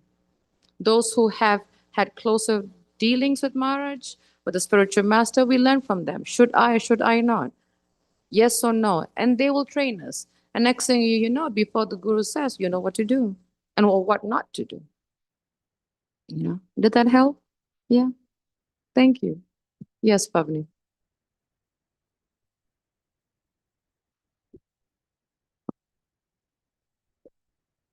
Hare Krishna Mataji. Haribo. Then pranams. Jai Shri Prabhupada. Jai Prabhupada and Guru Maharaj. Mataji, is it okay when we have attraction for a spiritual master in a spiritual way, but there are some things in a material way also that are really attracting about Can you give me an example? What is the spiritual and Like- what is the material? like That's a very vague point. spiritual as in like his knowledge is really His deep. teachings. His Mhm. teachings and his instructions are really like inspiring to Mhm. me. And then material as in he sings very good or dances very good, etc. It is good, but just be careful. That is more on the spiritual, not on the material. And I'll tell you why, because I've seen devotees who dwelt more on the material, less on the spiritual. And once they got a correction, they ran away. They ran away. They just couldn't handle it. You know, they were like shocked, you know, because yeah. And one of them was one of my god sisters. She got initiated at a very young age, at the age of 16. Same thing. You know, like I was mentioning yesterday, you know, Chandramaya Swami started dancing like my spiritual master after 2005. So those of you who have not met my spiritual master and how he danced, you just see Chandramaya Swami. Exactly. He dances exactly like my spiritual master. So this young girl was initiated. She was caught by the teachings and she was caught by my guru's, you know, dancing and whatever. She did something wrong. He chastised her and that was it. She said, I can't deal with this too much. So we got to be careful. How much are we attached? How much are we caught or inspired? I think is a better word. How much are we inspired by the material and the spiritual? Which one is more or less? We got to be careful. You know, did that help? Yeah, because sometimes we can be very much caught in the material, you know, the cool, the dance, the jokes, the yay, cool, whatever. And then the spiritual, yeah, it's there, but this is more. The best thing is to be more caught up, you know, like Marge was talking about Gorkha Kishodas, but that Gorkha Kishodas Babji Maharaj, he couldn't write. He couldn't write his name. But Bhaktisiddhanta Maharaj was so caught. He wasn't caught because his Guru Maharaj couldn't write his name. It was the knowledge. And the thing is, Gorkha Kishodas Maharaj was an illiterate. And you have Bhaktisiddhanta Maharaj who is scholarly in astrology, science, I mean, got on the list, right? But yet he was so humble, so humble. Never once did he glorify himself before his spiritual master, because he was only interested in the knowledge. He said, if I don't have his guru, how can I go back to Krishna? If I don't have you, that means Krishna has not accepted me. That's how he prayed. He didn't say, oh, if I have a guru, then only the guru can take me to Krishna. No, he said, if I don't have a guru, that means Krishna did not accept me. You see the difference? That is humility. That is humility. Did that help? Yes, please, thank you. Marsh, would you like to add, Marsh? Or correct?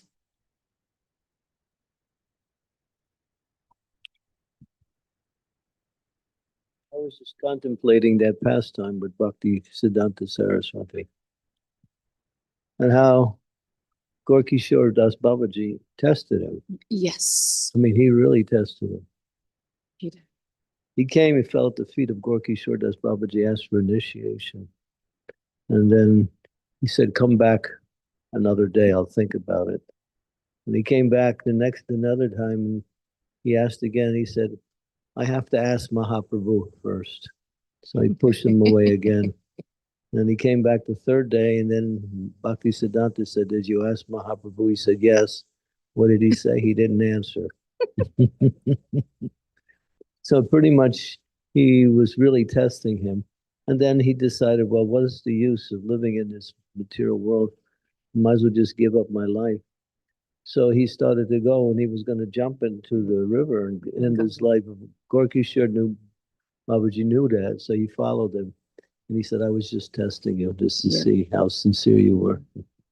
And then he accepted him as his only disciple. Only, exactly. Only disciple. Yes, This Maharaj. is only one. Only disciple. Really powerful. That's the mercy. You know, that's the mercy. Did that help, Pavani? Any other questions from devotees? Yes, actually.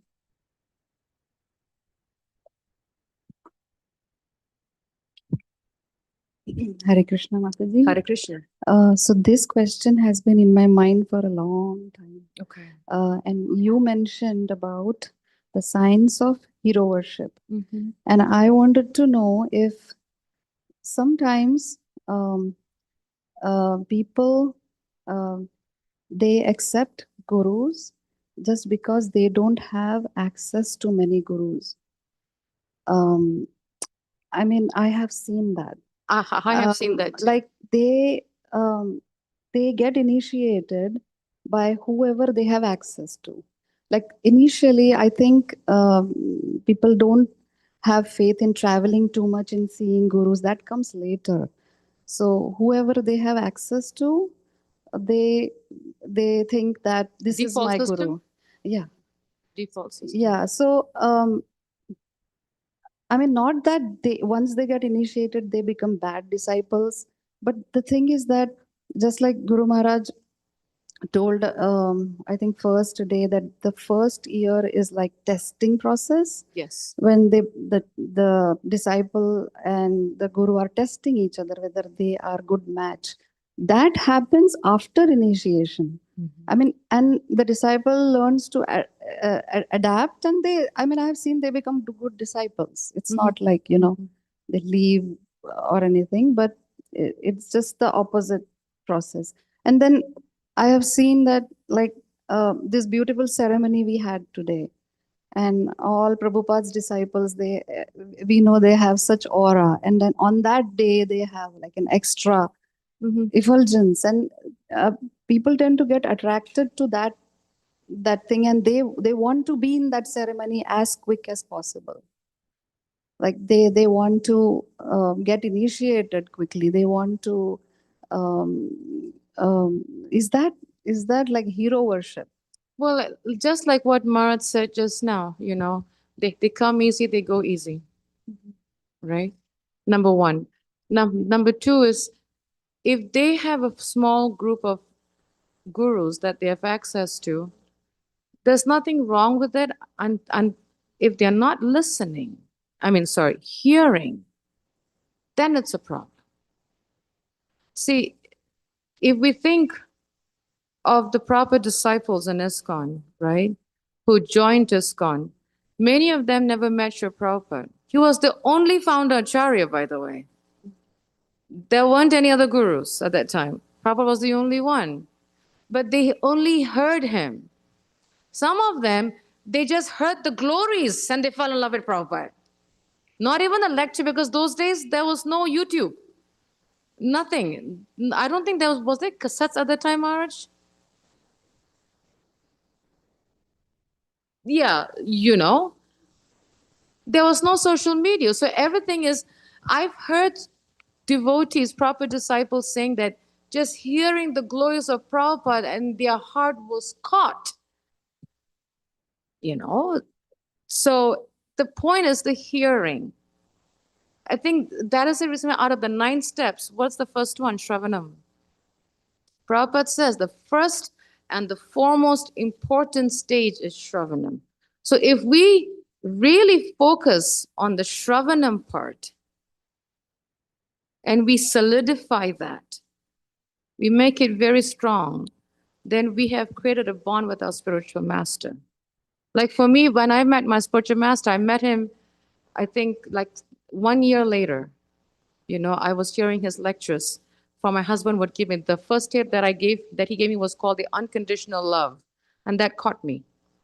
It really caught my heart, and I just started hearing his lectures, and my husband would call and read to me the Bhagavad Gita, and this was before we got married, and it was 1 year later that I met my guru, and even in fact I don't even remember seeing a picture of him. I don't think I saw a picture. I just heard his voice on lectures. It was 1 year later that I met my spiritual master, and it just clicked. And I was in DC, and I only know him. I don't know anyone else. So the point is, even if we have a small pool of gurus, that's okay. As long as we are sincere and honest in building that connection, the guru-disciple heart and soul connection, the hearing of the guru's voice, the hearing of the instruction. I'll tell you one pastor, my god sister, Jambavati Maharaj, she heard my she saw my spiritual master in her dream before she met him in person. She never met him. She saw him in his dream. She didn't know who he was. She just saw an African American man wearing a saffron garb. She had no idea who she was. It was a year later or so, she went to Howard University, and she goes, wait, I saw this man in my dream. You know, and my other god brother, Bali Maharaj, who left his body, 3-4 years ago, he used to drive an ice cream truck. And one day, for Krishna's arrangement, he pulled over the street to take a nap, and he always turns on a particular radio station because that's the only station in DC that plays spiritual, religious stuff from different organizations. And he heard that a African-American black Swami is going to be giving a lecture at Howard University. And Bali said, I got to check this guy out. That's what he said. And he went. He got caught just by hearing. You know? So, and my guru was the only guru at that time in DC. There weren't many. Chandramauli Swami came to DC in 94. I remember that, right, Maharaj? Or was it before that, Maharaj?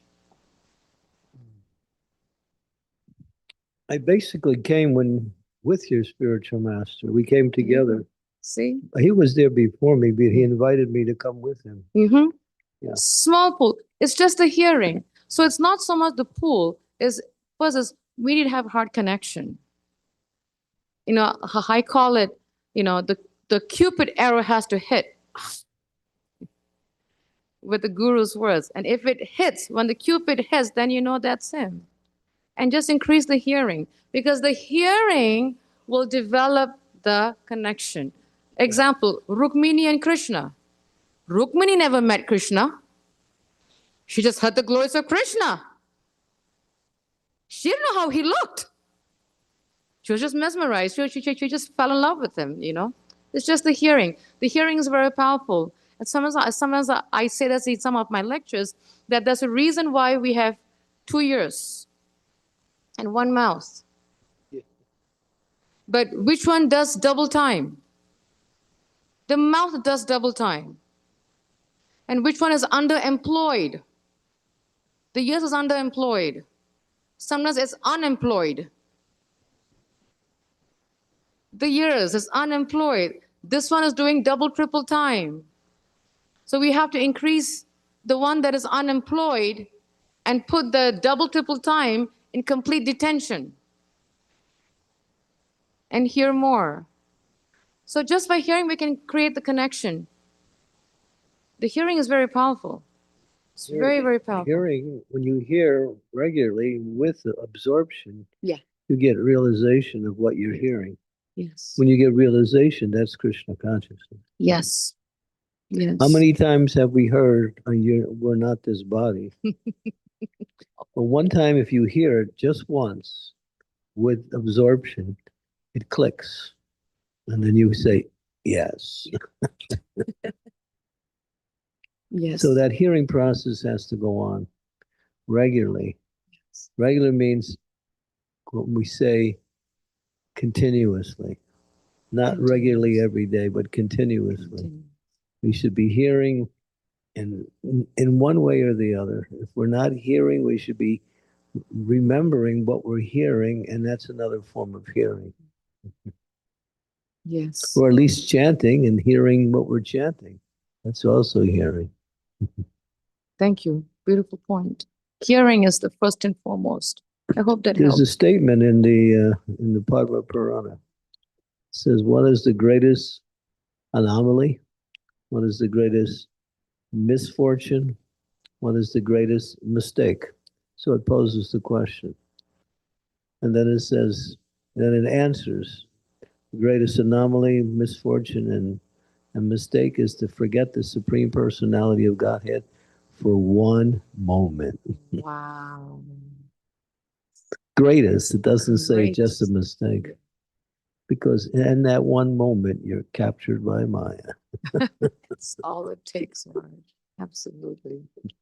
So that's Very what it nice means to question. practice Krishna consciousness. Yes. Be constantly in that energy. And Yes. hearing is the way to connect. Hearing is the way to connect. Absolutely. Yes. Any other questions?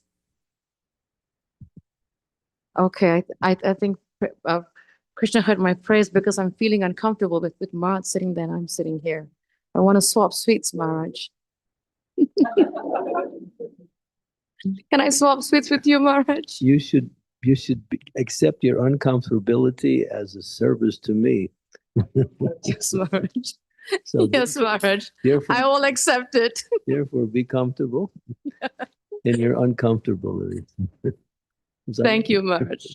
I will make myself comfortable at your service. The topic you chose today was amazing. It's really amazing. Maharaj is mercy of my spiritual master. It's the most needed topic too. Really amazing. Thank you, Maharaj. And we should remember that the reason why we have recordings is so we can hear it over again. Yes. Yes. Because each time you hear it over, you get more. Yes. And this is taken from my Gurudev's lecture back in the 90s. He gave it in Gitanagari. He spoke about that. Yeah. Repetition and hearing. Yes. Reading is also hearing. So when we read repeatedly the same thing, that same thing reveals itself in so many different ways. And then you actually start to go deeper into the knowledge. Mm-hmm. When Prabhupada was here, devotees were reading Bhakti Siddhanta Saraswati's commentary on Brahma Samhita. And you know that language, like, wow, it's like dictionary language. Dictionary language. Unabridged dictionary language. And they couldn't understand it. You know, the materialistic demeanor is, you know, inviting the materialistic autocrat. And it goes on and it's like, so they couldn't, so they said to Prabhupada, can you write a commentary on your spiritual master's words, in other words, on his purpose? Prabhupada said, no, just read it over and over and over, and gradually you will understand more and more. That's the way to do it.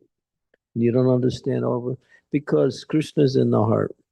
And if you're trying to understand and you're repeating that in the form of going back over, Krishna will reveal what it means to you. Because he sees you're really trying. And that's the process for receiving knowledge, is repetition. Thank you, Maharaj. Wonderful points. Yeah. Prabhu, you had a question? Oh. Thank you, Mataji, for the wonderful class. Remembering Saraswati Thakur, Prabhupada saying about his spiritual master, that my spiritual master's preaching method was a chopping technique. So I felt, many of my misconceptions were chopped. So really grateful. So the question I had was that, so whatever standards we discussed during the seminar in terms of, could be someone having a sentimental idea or whatsoever, are these standards that should be, I'm trying to understand what was the vogue, during your times, when you got introduced. So, what should be the guidance? Are these standards are something that's imbibed after someone gets initiated and they learn over the years with maturity, or is it something that is meant to be for a person who gets newly initiated? I was taught this before I got initiated and after, before and after.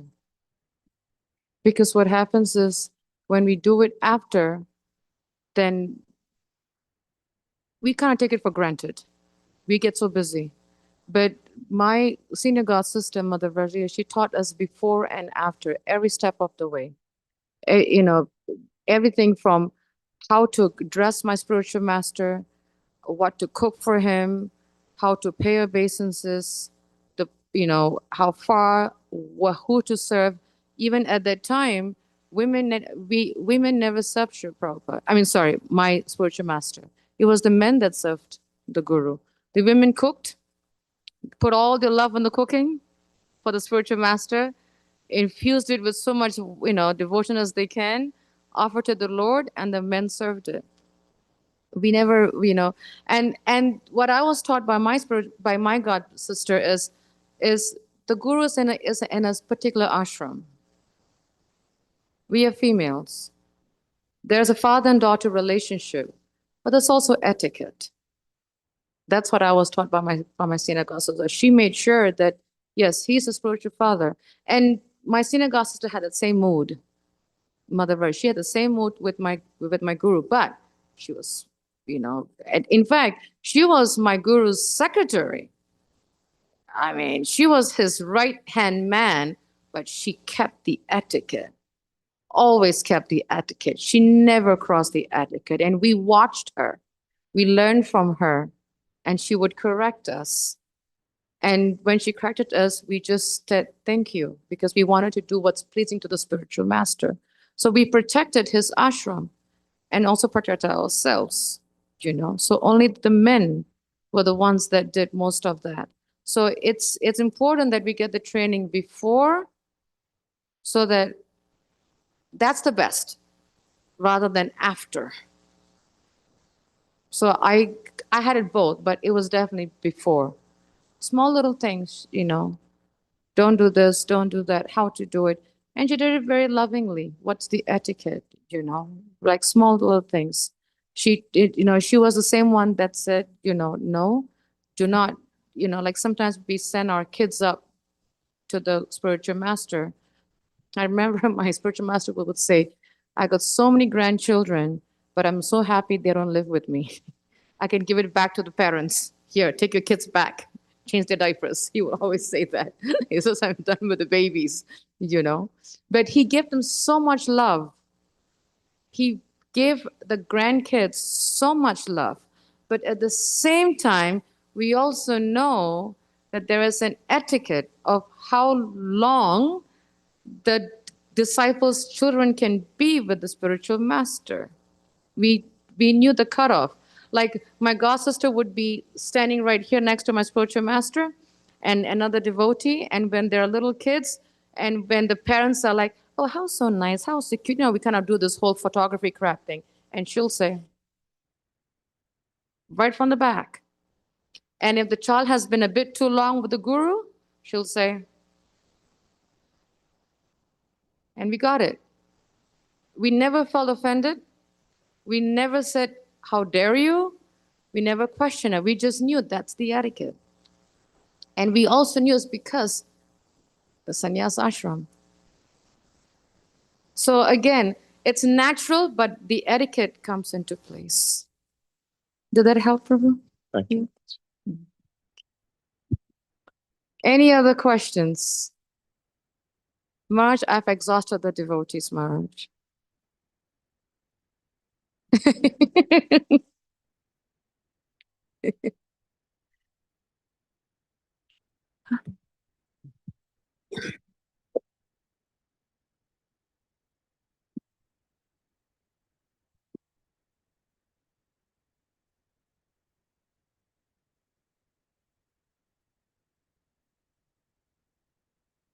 My class ends in 20 minutes, so. And I'm so happy. You actually did me the biggest favor you could possibly do. One, brought up a subject that really needed to be brought up, and another one is I wasn't ready to give class. I had a gut feeling. Marge, if I relieved you, I'm blessed. You served so nicely. Thank you. Thank you, Maharaj. But particularly that the combination or the juxtaposition between guru worship and hero worship is really, really something that has to be exposed, because this hero worship is very dangerous. It's very dangerous. Yeah, because people will not get the benefit of what they're trying to get in terms of, spiritual knowledge, spiritual advancement, attachment, and a service attitude. Mhm. It's becoming more and more rampant. I don't really know what's going on in the bigger ISKCON. I just know what happens to me. It's happening everywhere, Marge. And I felt it was an important topic because it's like blind follow the blind. That's what's been happening. So when the blind follow the blind, they think it's the etiquette, but it's not the etiquette. Because it's, yeah. Well, the worst thing, it diverts away from the essence. That's the problem. Yes. Yes. Definitely the essence. Yes. I think there was one devotee that asked me a question yesterday, but if the guru is the spiritual father, the spiritual master, and we want to build an affection, but if we have all these etiquettes, and she called it boundaries, then how do we build that affection, that bond? So I was sharing with her my experience, probably it might be in some of the minds of the devotees, that what I learned is even though there was etiquette with me and my spiritual master, and there was boundaries, but the affection flowed like a waterfall. It really did. Small little things. Like I was telling one devotee that, in the 90s, nobody told my Gurudev it was my birthday. I didn't tell him it was my birthday. I don't know how he found it was my birthday. Came back from a full day of 3 times deity service. I was so swamped, so tired. He told me to come to his room and he gave me a picture of Lord Ram sitting on his mother's lap. And he says, this is a birthday gift for you. Affection. But I think the point here is that we are used to receiving affection in the material sense. And we sometimes think that we'll get that same kind of affection from the guru in the material sense. But we forget that the guru is not material. The guru is spiritual. So therefore, the affection we get from the guru is going to be different, but it's going to be sweet and very special, because the spiritual master knows how to give affection to different disciples differently in the way that it will touch their hearts. So my Gurudev, gave me affection in his own way, but I could see that it was affection. So I was still able to build a bond with my spiritual master, even though there was etiquette. There was boundaries, there was protection, but there was always affection, small little things. I'll tell you a simple pastime between my spiritual master and Chandramali Swami. Those days when March would come to get the Nagari so often. And one time I made lunch for both of them. You remember that, Maharaj? Maharaj remembers that. I remember what happened, but I don't remember why it happened. I gave them their lunch. I went back to, and Marge was sitting at the table waiting for my Gurudev to come because he was on a phone call or something or whatever. So I went back to the kitchen. I said, okay, my Guru Maharaj is still on the phone, so they haven't eaten, so I'll go back and clean up the sink. And literally in 5 minutes, I hear the intercom. Anasuya come to my room, and I walked in, and Maharaj and my Guru looked at, why are you starving the cowherd boys? They finished the plate in 5 minutes. They said, we want more. Remember that, Maharaj? And they said, "You're starving the cowherd boys." That's what they both said. I said, "Oops." I quickly grabbed the plate and I went back there and pulled it up again and brought it out. And at the end, my Google Mars loves lemon pie. Loves lemon pie. And I made it for Jesus, but you didn't give me my dessert. And whatever my guru says, Ma said, "Yeah, you want to give me my dessert too, Anasuya." So I give them that. But it's one of the sweet pastimes. See, it's affection. Even though he said, "You're starving the cowherd boys," but I could see the love. So much love in that small little sentence. "You're starving the cowherd boys." And I said, wow, affection. It's a different kind of affection, but it's so sweet. Do you remember that? You deserved it. Small little pastimes, like little things. So we do get affection. Please don't think that because there are boundaries, there are etiquette, there are what have you, oh, I'm not going to get close to my spiritual master. I'm not going to build that bond. I'm not going to have that affection, that attention. No, it will come, but it's not going to come the way you think, because we think in a material sense. The guru thinks in a spiritual sense, and they know how to give the love and attention in their way. But we have to be able to recognize that that is affection, that is attention, and that is love. Good way and bad way. It's all good. All is well. Any other questions and points? 15 more minutes. Yes, Prabhu.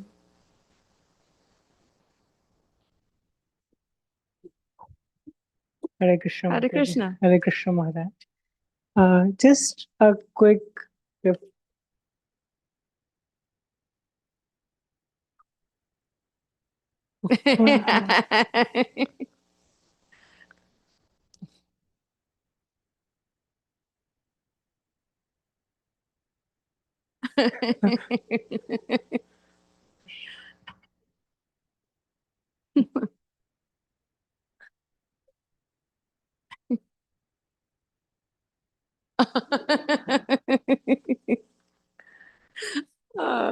Krishna Maharaj. She changed it. He twisted it with more, obeisance now.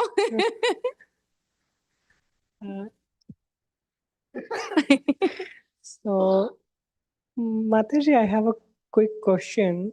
Specifically, when our generation devotees, we are little younger, when we hear the pastimes of our gurus with the disciples in the early days, I think one of the reason of this hero worship might be we feel kind of deficient because they've got such intimate association, and apparently the material affection was changed. It might have a spiritual purpose, but we can't see it. So we expect that, okay, now he's my guru, so if I get my child or whatever, because he got it then the older disciples, we have those pastimes. But how do we understand that the purpose of the spiritual master, in like when specifically today's the disciples, how they take it that the affection is not that, which it may be different from what the original disciples received, like, and what is the affection that we have, like? Very nice question. Very nice question. Just as how I don't know the affection, the love, the attention that the proper disciples got from Sri Prabhupada. But I know they got it because why? One, if we read Prabhupada Lamrita, it's all in there. Number two, if we read Sri Prabhupada's morning walks, that's a lot in there. Number three, if we read Sri Prabhupada's room conversations, that's where we get more intimate stuff, like really nice, sweet, sweet pastimes. Number four, if we take time to hear the Prabhupada memories is so amazing, the YouTube. It is so amazing. You will get a lot of nectar a lot of nectar from the Prabhupada, from different disciples sharing this pastime and that pastime, so sweet. That's when we hear these pastimes, we'll say, whoa, he was so affectionate. Like one pastime that's coming to my mind is Malati Prabhu, when she was it Mayapur March or Vrindavan? When she had to cook for Prabhupada.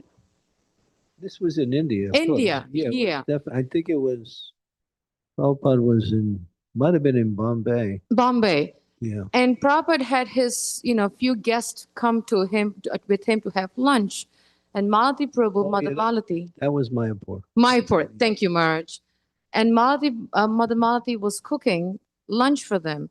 And these were all Indian guests, and they were telling Sri Prabhupada in Bengali, you're taking service from a female? And Sri Prabhupada, and Mother Malati didn't know much Bengali, but she picked up few words because she lived in Mayapur for some time.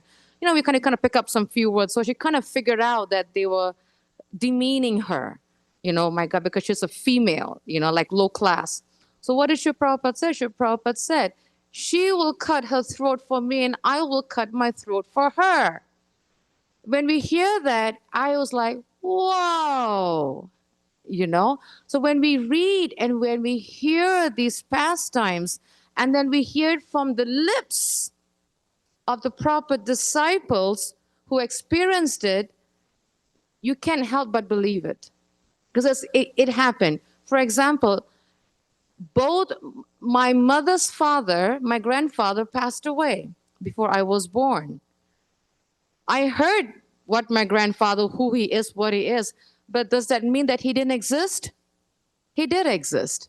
Just because I did not meet him physically does not mean I did not have a maternal grandfather, right? But so whatever my mother is telling me about her father, I'm going to believe it because she's the daughter directly. In that same mood, because I believe what I'm hearing and reading and watching from Sri Prabhupada disciples and their glories of Sri Prabhupada, I believe it.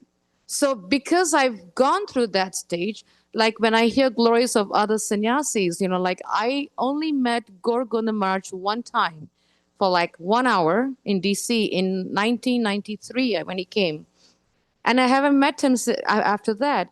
But when I hear his lectures, ooh, thunderbolts. Bang, bang, bang, bang, bang, thunderbolts. Very powerful, right? I met Tamakrisha Maharaj just, I think, twice in DC. But when he left when he left the planet, boy, it broke my heart. Because he is my guru's god brother, my uncle.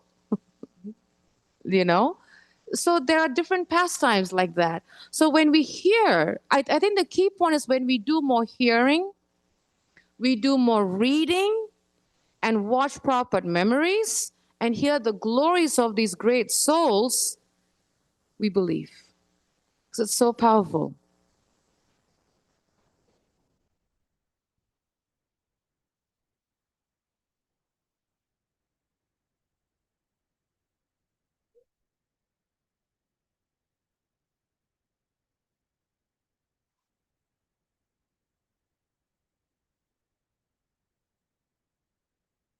Nice question.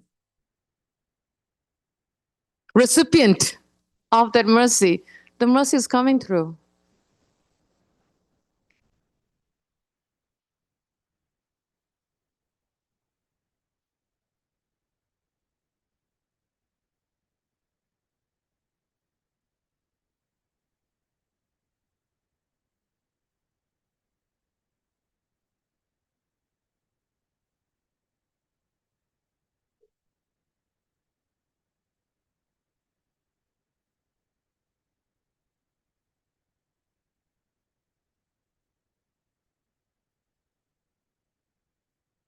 Mhm.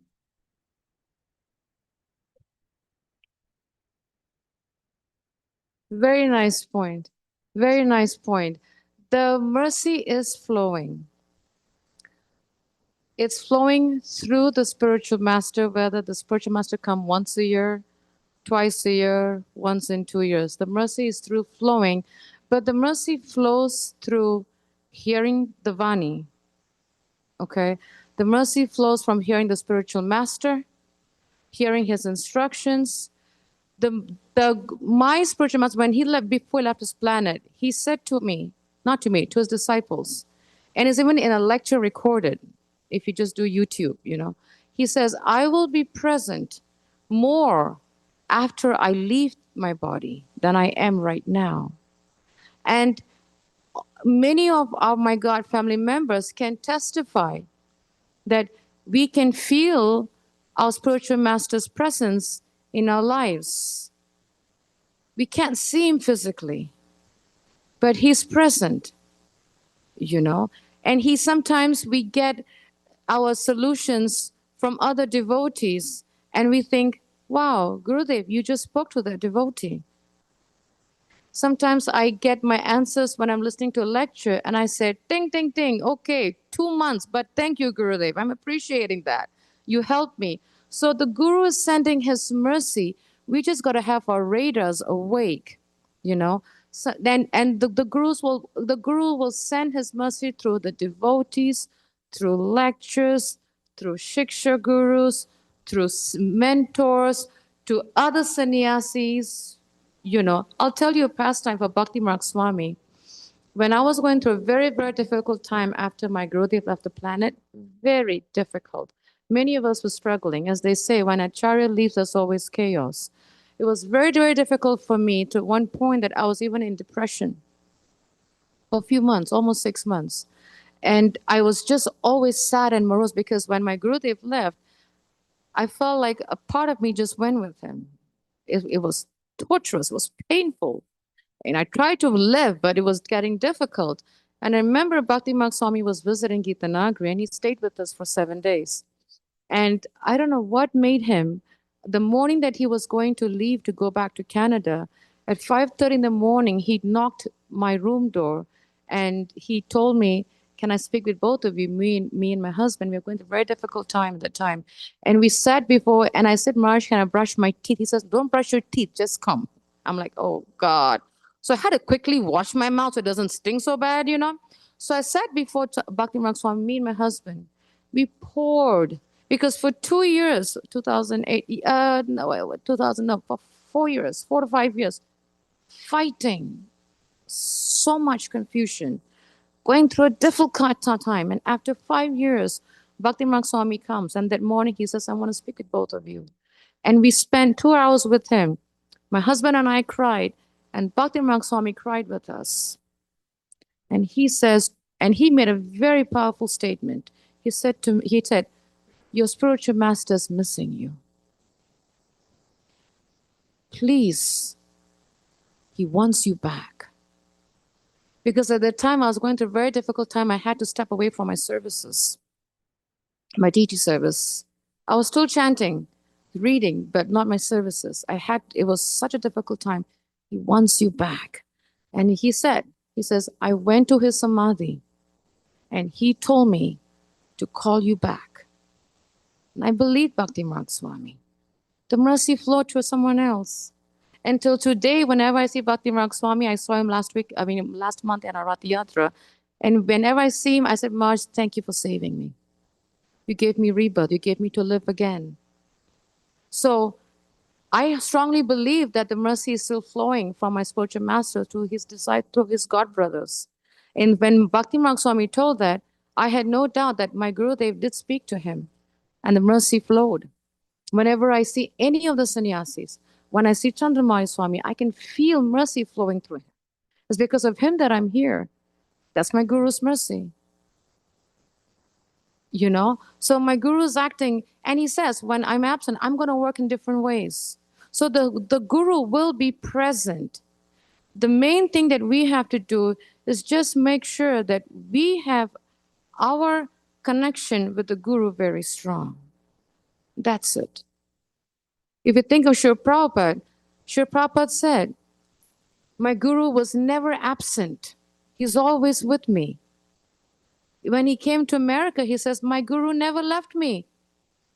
Because why? Because he kept his bond with his Guru so strong.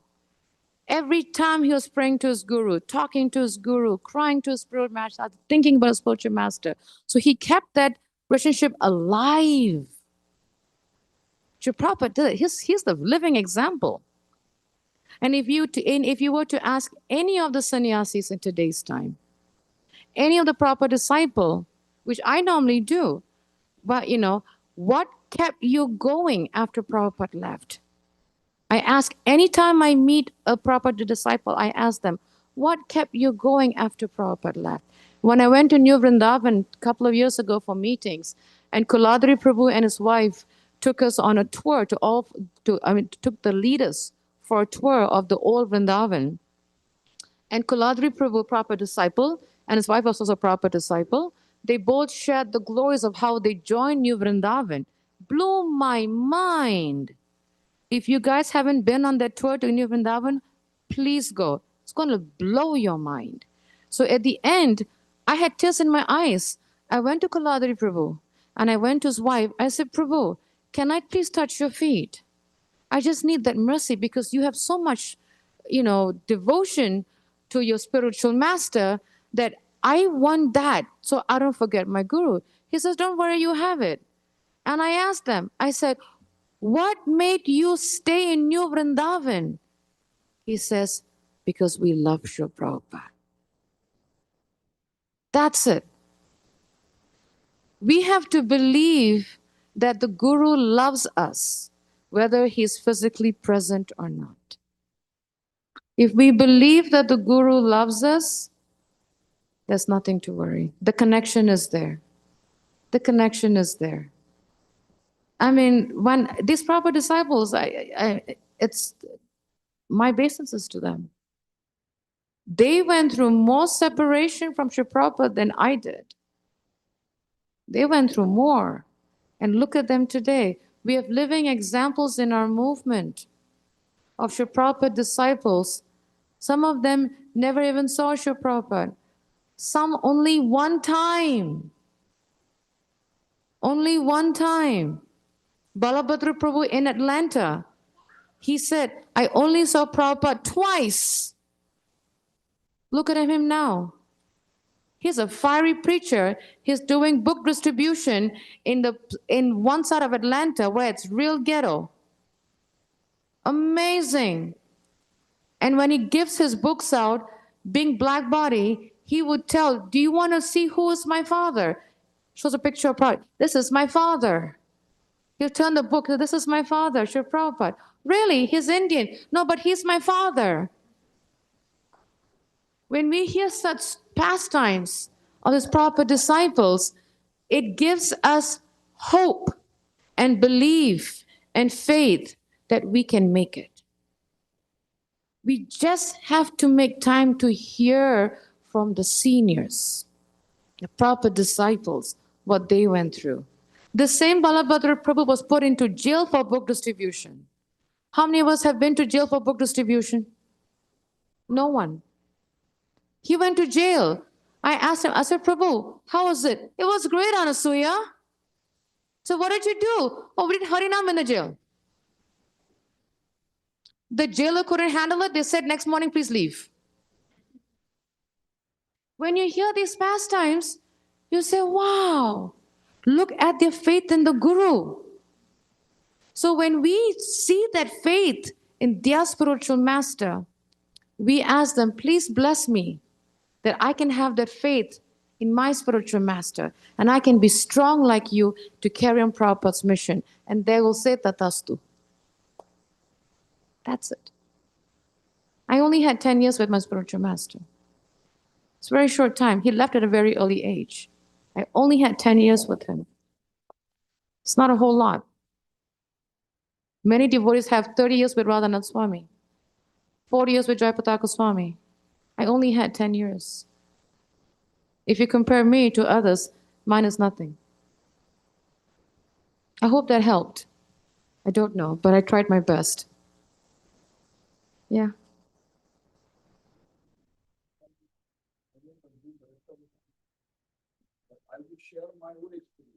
Yeah. I think we have 5. Wait, that's the devotee that's going to keep time. Where is he? Yeah, he said 20 minutes, so I think we got 2 of the. Just go ahead, Prabhu. Maharaj, can I? He's in the spiritual world right now. So I came in Krishna consciousness around 2008. Mhm. That's when I started hearing about the movement. Nice. While I was in India, we only heard this as Hare Krishna movement, Mm. and some white bodies are participating. We can go to Juhu temple once in a year when some guest comes to Mumbai. We can show them that there is a good temple there, spend 10-15 minutes and come out of the temple. Mhm. That was my experience with ISKCON. Mhm. But then I moved to US and then slowly started hearing about it more and more. There were a couple of devotees who were actually very close to Radhana Swami Maharaj, my Guru Maharaj. And then they started sharing their personal experience with Maharaj. And slowly we started having visitors from Mumbai Chowpatty temples where they had been with Maharaj for a long time.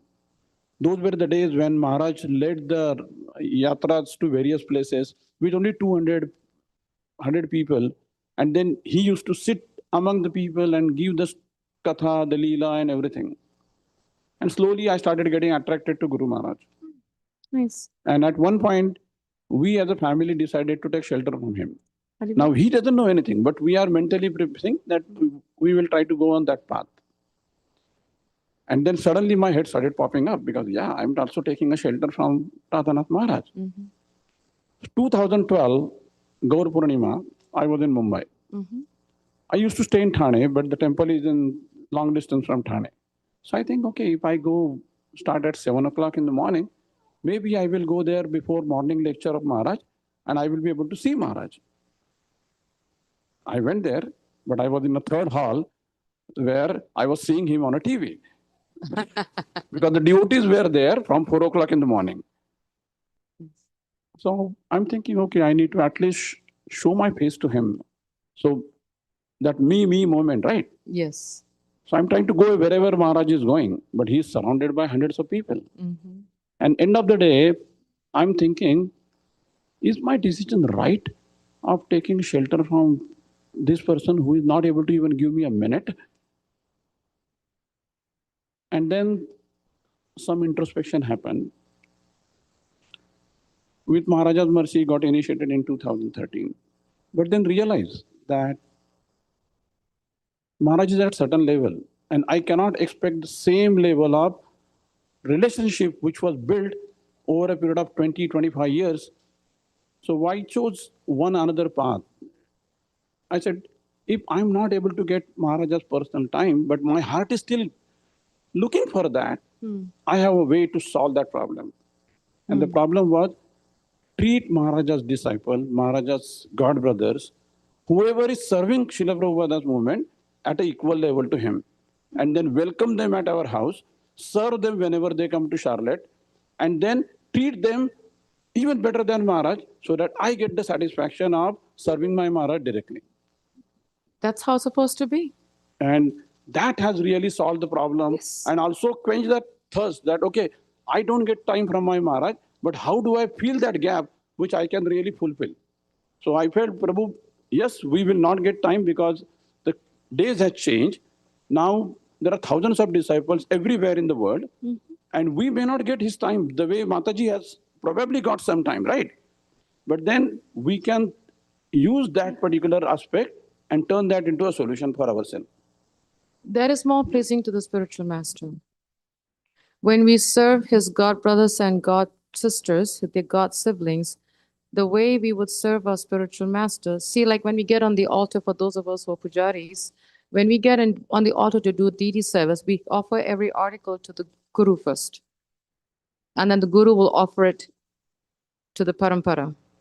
So in that same mood, when we serve proper disciples, senior devotees, and so on and so forth, we can say, I am doing this service to my spiritual master and his God families. That is more pleasing to the spiritual master. Very, very, very pleasing. To be, if you won't believe, Prabhu, 33 years, I never met Radhanath Swami. You're very fortunate.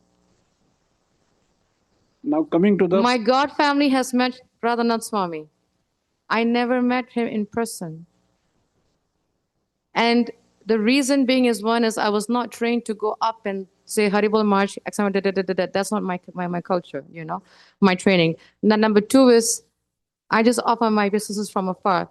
I have never had an exchange with Radhanath Swami, 33 years. But I do know that he's very dear to my spiritual master. yes, he is. Very, very dear. So sometimes I think, wow, my God family are very fortunate that they have direct association with Radhanath Swami for days. He's actually right now in my God sister's house in DC. Right now, he goes to that house every year and stays for 3-4 days. But I haven't gotten the mercy. But I'm content because I know that when I serve other sannyasis, my Guru Maharaj is pleased. Please, yes. You know, so that is the mood. That is very pleasing. When we serve other spiritual masters and proper disciples, and the mood that we're serving our spiritual master, and we offer all that service to our spiritual master, that is more pleasing to the Guru, because even in his absence, we are still able to serve his God family members. Very, very important to the spiritual master. That was also one of my training. Until today, when any sannyasis come to my house, I cook for them like as if I'm cooking for my spiritual master. I serve them the way I serve my spiritual master. And I know that I'm doing it on behalf of my spiritual master. So I always say, Gurudev, I'm doing it on behalf of you. Please accept this and please offer this to your God brother. And he's very pleased. And I know he's pleased because that's what he instructed us to do. So I'm just following the instructions. It's very pleasing to the Guru, you know. My Guru left 21 years, and that's how I've been living for 21 years. I just serve. But there was never a time that I felt that he was missing. Because I've enough proof how much my Guru pushes me. Quite a bit. In service, that is. He's always making me serve. But yeah. Did that help, Prabhu? Just serve our Guru's God brothers in the mood that we're serving our spiritual master, and that is very pleasing to the spiritual master. By that way, we still get the mercy. The mercy still flows. It does not stop flowing. It flows. You know, the Guru may not be present. Like, you know, like I was saying, like Jayapataka Swami has 70,000 disciples. That is the old number, Mataji. Now it is. Oh, really? It changed? Yes. Okay. Wow, I'm behind. Okay. But he has so many disciples, right? Yes. But they don't have contact with him. But I do know a few devotees who don't have direct association with Jayapataka Swami. But boy, they are fire in service. There's one devotee that I know in my temple. She just moved to Wisconsin and she's going to come back. She's a disciple of Jayapataka Swami. She met him only one time, which was for taking aspiring in Houston temple. Never saw him after that. Even for her initiation was just by Zoom. She couldn't go to India. No, Qatar. She couldn't go to Qatar. It was by Zoom. But she listens to her spiritual master's lectures every single day. And she's even doing her guru's book, translation in Nepali. And the guru doesn't even know that she's doing it. She has no idea. I asked her. She goes, Mataji, my Guru Maharaj doesn't know I'm one of the transcribers, but because I'm doing it for my Guru Maharaj, he's happy. That's all that matters to me. He doesn't need to know that I'm doing it. When I see his smile, that makes me happy. I don't want him to know that I'm doing it. See, that is the mood. That's how the mercy flows. You know? So whenever we meet Jayapataka Swami disciples who have so many disciples, you have to ask them, what makes you so strong? Like this devotee in my temple, Jit Mitra, he doesn't get to see his Guru Maharaj. He gets to see him like half a mile from the back. He doesn't get to see the Guru's face. But he comes and said, Mataji, guess what? I saw my my Guru Maharaj's back. He says, and I'm happy because I at least got to see his back. Mercy flows. I washed his bathroom. I'm so happy. He said to me, Mataji, one time I was there last month. They wanted a medicine. They couldn't find the medicine. So they asked me to open his bag. And his room was full of his servants. It was like a hospital, like I said. So he didn't get to see his Guru Maharaj. He had to go to the next room to open the bag. And he says, he was so affected. He called me then and he says, Mataji, my Guru Maharaj is suffering. I said, what happened, beta? He says, I opened his suitcase and it's one large suitcase of just medicines, full of medicines. And they're all in Ziploc bags. And one have 10 bottles, the other one has 8 bottles, and the other one has 3 bottles.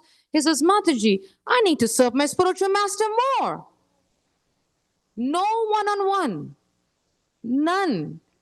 But his thing is, I have to search because my Guru Maharaj said to help, told his disciples an instruction, help me in Prabhupada's mission. And like he had like 60 something on his list. I want to do that, Mataji. I said, I'm going to make you because I'm going to kick you. I tell him, I'm very heavy with him. I said, you're going to be an exemplary disciple. And I make him become an exemplary disciple. I said, I want you to be the shining light for Guru Maharaj. People see you, they must know that you're a Jayapataka Swami disciple without asking you who is your Guru. That's more pleasing to the spiritual master. No one should say, who's your Guru? No, they must say, are you like one Mataji, I asked her for her name. And she told me, I said, JPS? She says, yes. I said, yep. You just can know by the mood.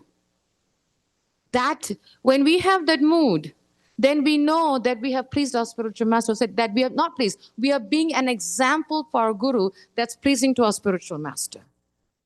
See the mood and they know who the Guru is. That is Guru-disciple connection. Like when my godbrother left Buddha Bhavana, he said to me, he says, I have never met any of my god sisters who are crazy. Because Bhaktitirtha Swami made all his female disciples crazy and wild. And it's true. Prem Pallavi can attest to it. Chandramani Swami can attest to it. He knows that we're all crazy.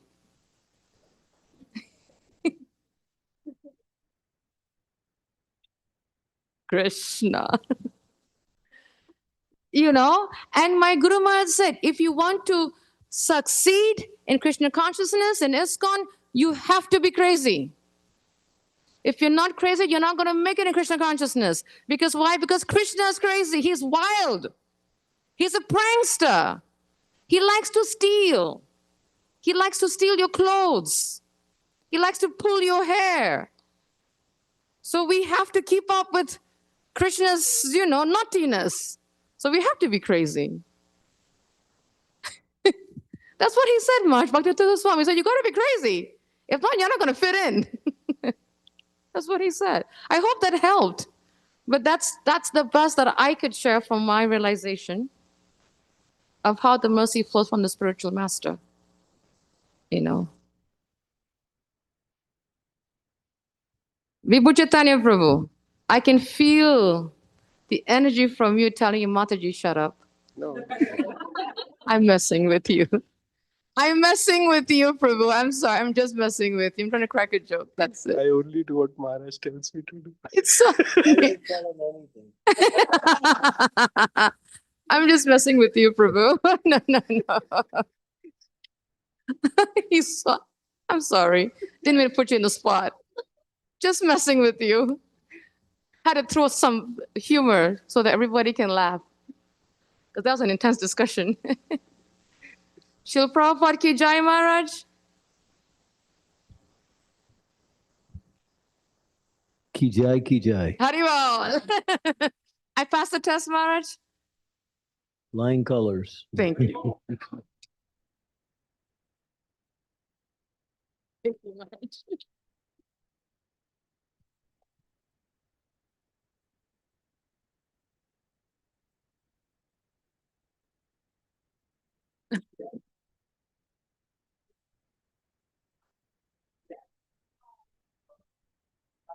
Announce it.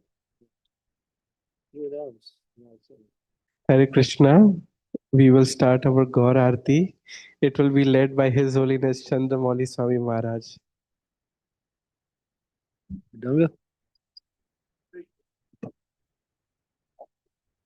Wow, 3 hours.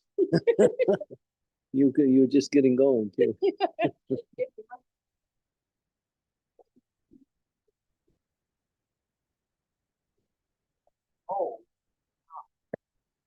Shiva Jayo Jaya Gaur Chande.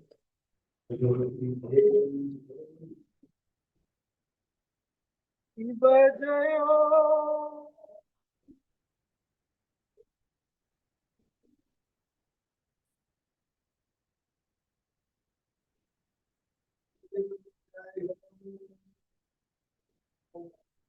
Gaur Chande.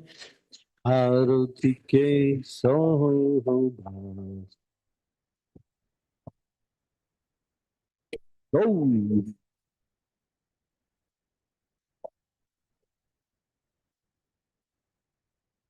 Gyan Havi Tanta Vana Jagam Manav Lohan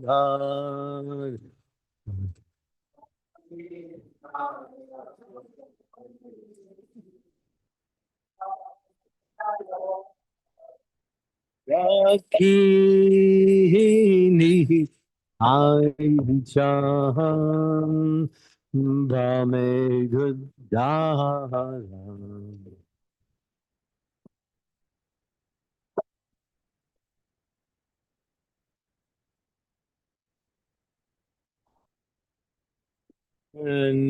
Nikatea Dvaita Srini Vasa Chatra Dhari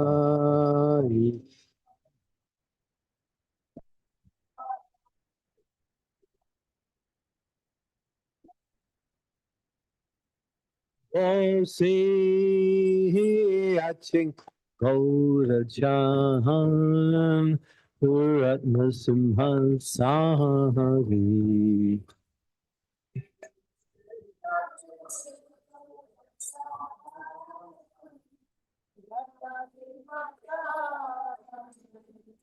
Arati Kohina Brahma Hari Dev Dhani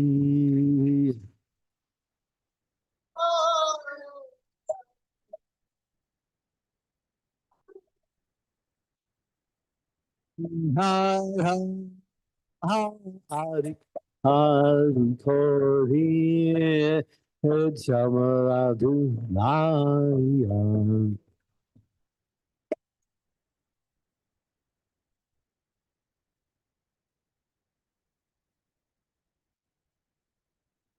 Sanjamayamu Kundam Vasi Gosari Dahiya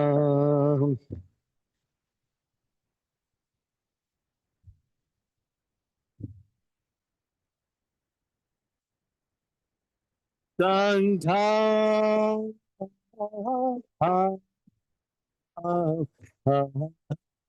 Bhaje Santa Bhaje Bhajikar Daham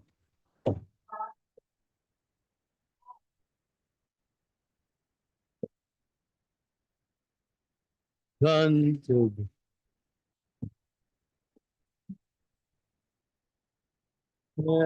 Madhuram Nidanga Bhaje Bhagam Salam Bhaje Sangha Bhaje Santa Bhaje Madhur Madhur Madhur Bhaje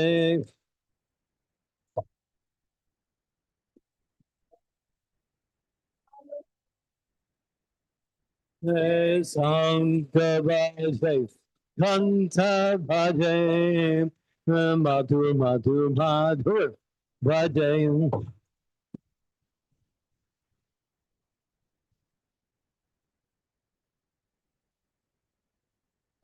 Sankabhaje, Kanta bhaje, madhur madhur madhur bhaje.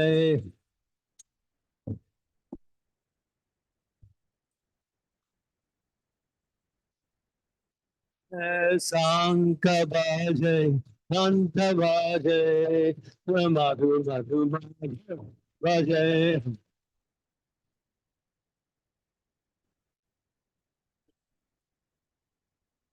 Jai Gaur Hari Bol,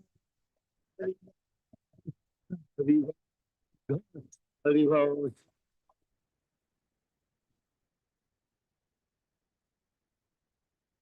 Nithai Gaur Hari Bol, Hari Bol, Hari Hari Bol.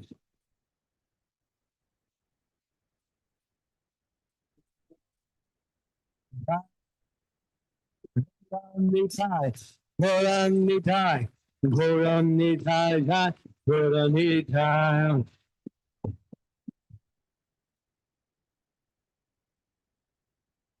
Nithai Gaur Hari Bol, Hari Bol, Hari Bol.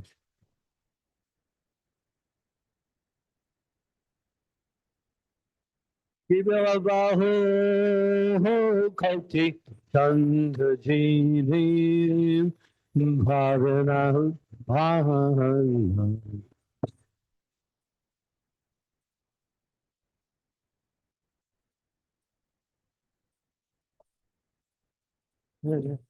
I'll they say one Bala Kori Bhavana.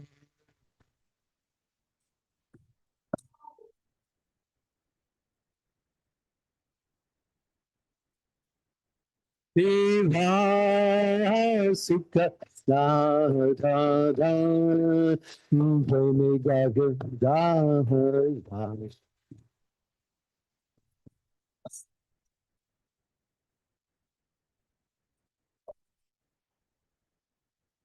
Bhakti Bodha Vake Vighoda Sampaya Jake Kevajayo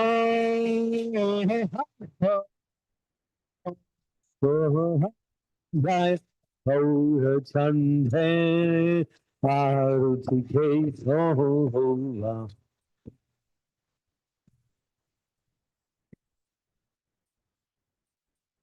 Jai Bodha Chande Aruti Egam Hari Dandavani Nagama Gohivai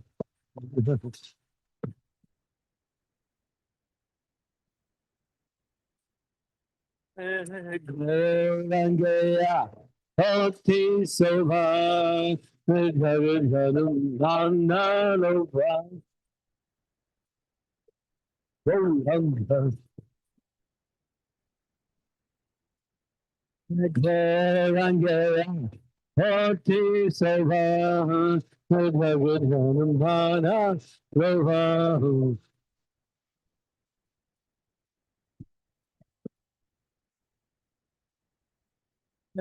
Gorangaya Hoti Sobha Jagadanum Nandalova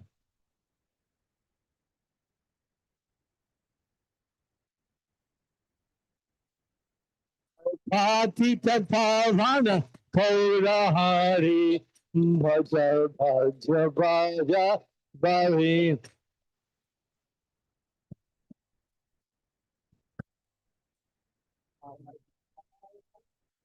Patita Pavana Kaurahari Bhaja Bhaja Bhaja Bhavi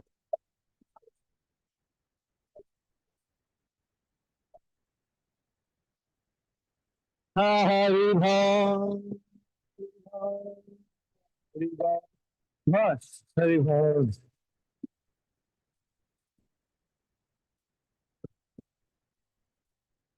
I'm a tiger, Hari Bol. Hari Bol. Hari Bol. Hari Bol.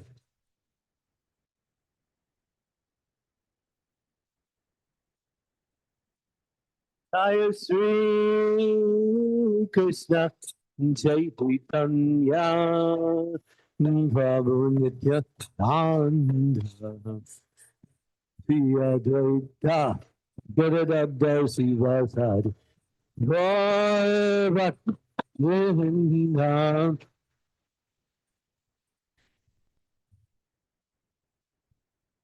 Chaitanya, Nityananda.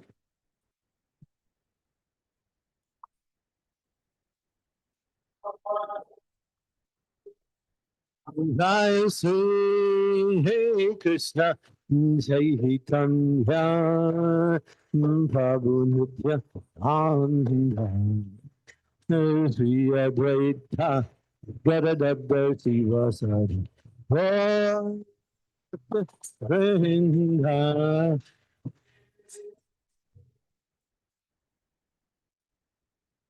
Chaitanya,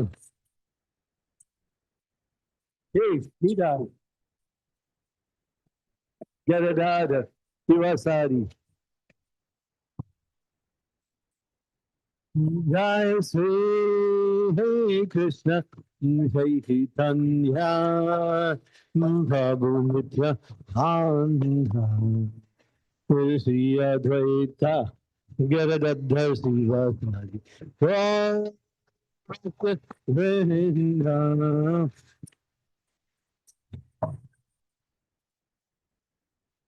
Chaitanya, Hey, Nida, Gadadadar Sivasari. Hare Krishna, Hare Krishna, Krishna Krishna, Hare Hare, Hare Rama, Hare Rama, Rama, Hare Hare.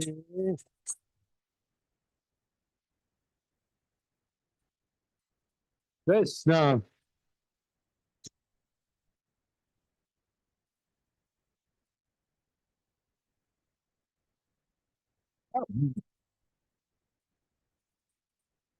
Hare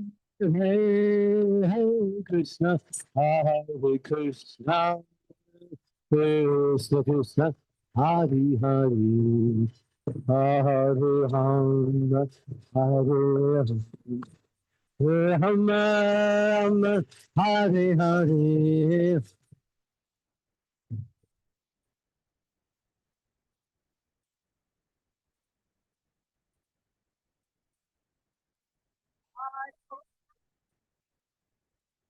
Rama, Rama, Hare Hare,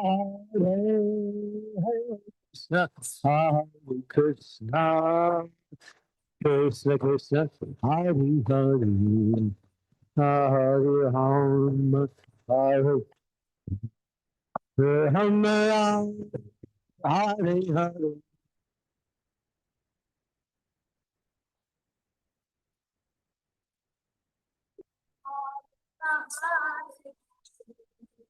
Hare Rama, Hare Rama, Rama, Hare Hare Krishna, Hare Krishna, Krishna Krishna, Hare Hare, Hare Rama, Hare Rama, Hare Hare.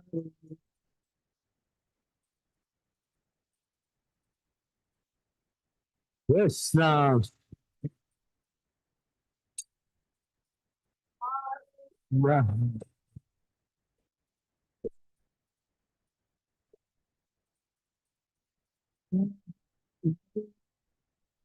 Krishna, Hare Krishna, Krishna Krishna, Hare Hare, Hare Rama, Hare Rama, Rama, Hare Hare.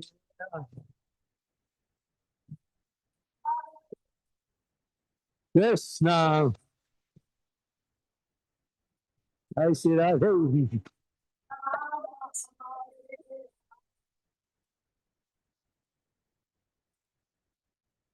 Hare Krishna, Hare Krishna, Krishna Krishna, Hare Hare, Hare Rama, Hare Rama, Rama, Hare Hare.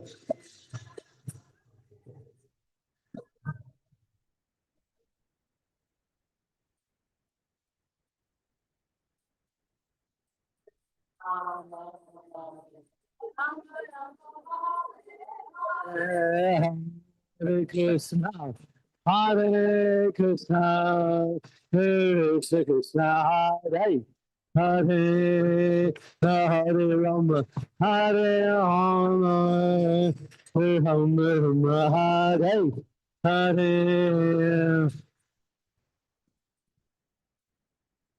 Krishna.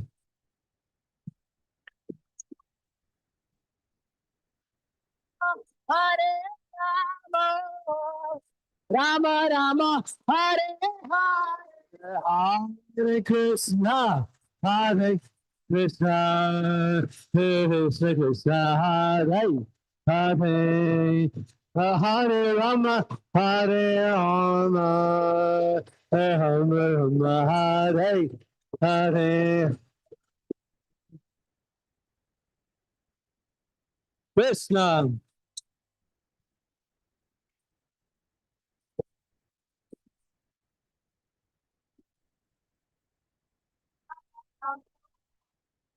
Hare Krishna, Krishna, Krishna Krishna, Hare Hare, Hare Rama, Hare Rama, Hare Rama, Hare Hare Rama.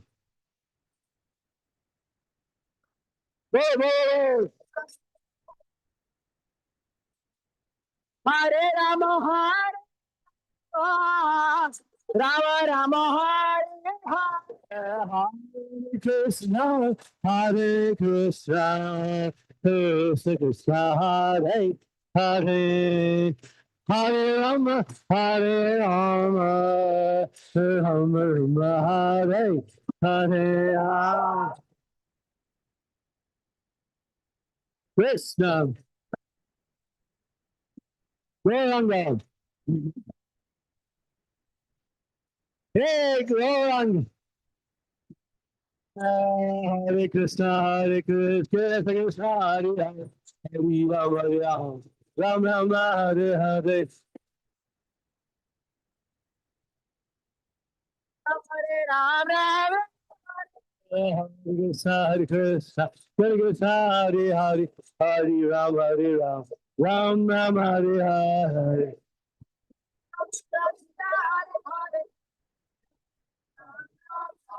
Hare Krishna, Hare Krishna, Hare Krishna, Hare Hare, Hare Rama, Hare Rama, Rama Rama, Hare Hare.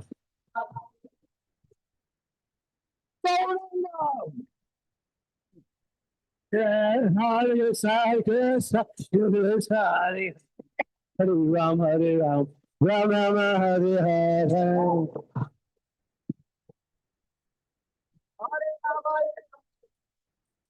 Hare Krishna, Hare Krishna, Hare Hare, Hare Ram, Hare Ram, Ram Rama, Hare Hare.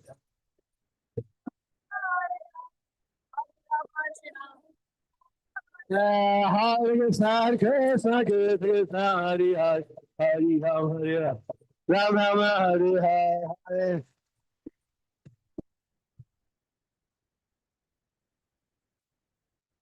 Hare Hare Nama Krishna, Hare Hare Nama Hare. Hari Haraya Nama Krishna Bharavaya Nama Hari Bharavaya Madhavaya Kesavaya Nama Hari Hari Bharavaya Madhavaya Kesavaya Nama Hari Gopal Govinda Ram Madhusudan Giri Dari Gopinath Madan Mohan Hari Hari Hari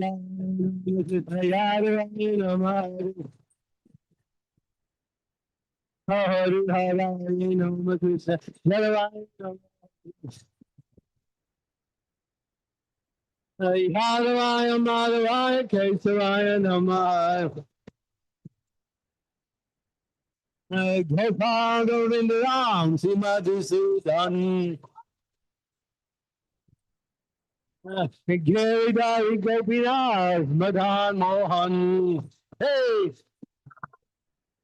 Hare Krishna Krishna Hare Hare Hare Ram Hare Ram Ram Rama Hare Hare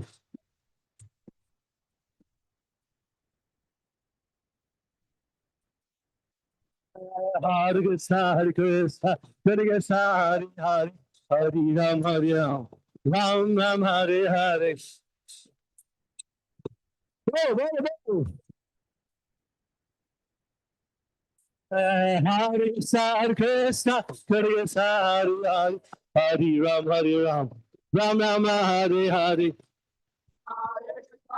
Whoppers, whoppers, whoppers. Hare Krishna Krishna Krishna Hare Hare Hare Ram Hare Ram Ram Rama Hare Hare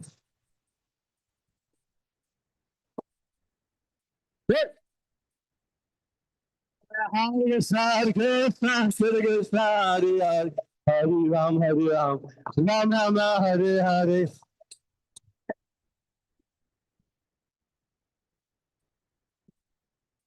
Hare Krishna Krishna Krishna Hare Hare Hare Ram Hare Ram Ram Rama Hare Hare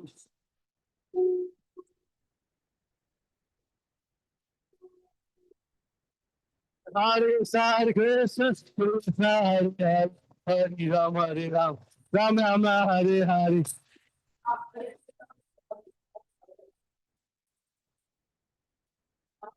Hare Krishna Krishna Krishna Hare Ram Hare Ram Ram Rama Hare Hare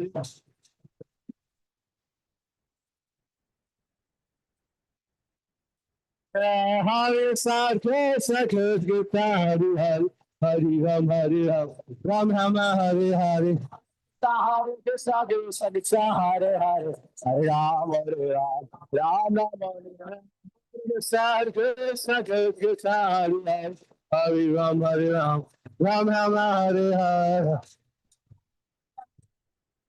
Hare Hare Ram Hare Ram Hare Krishna Krishna Krishna Hare Ram Ram Ram Hare Hare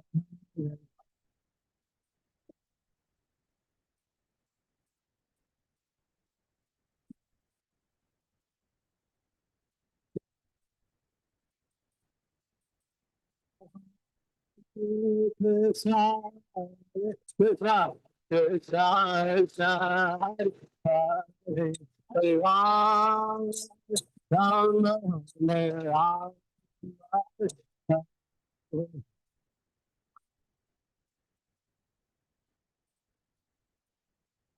Nitai Tonga Hri Hare Krishna Hare Krishna Hare Ram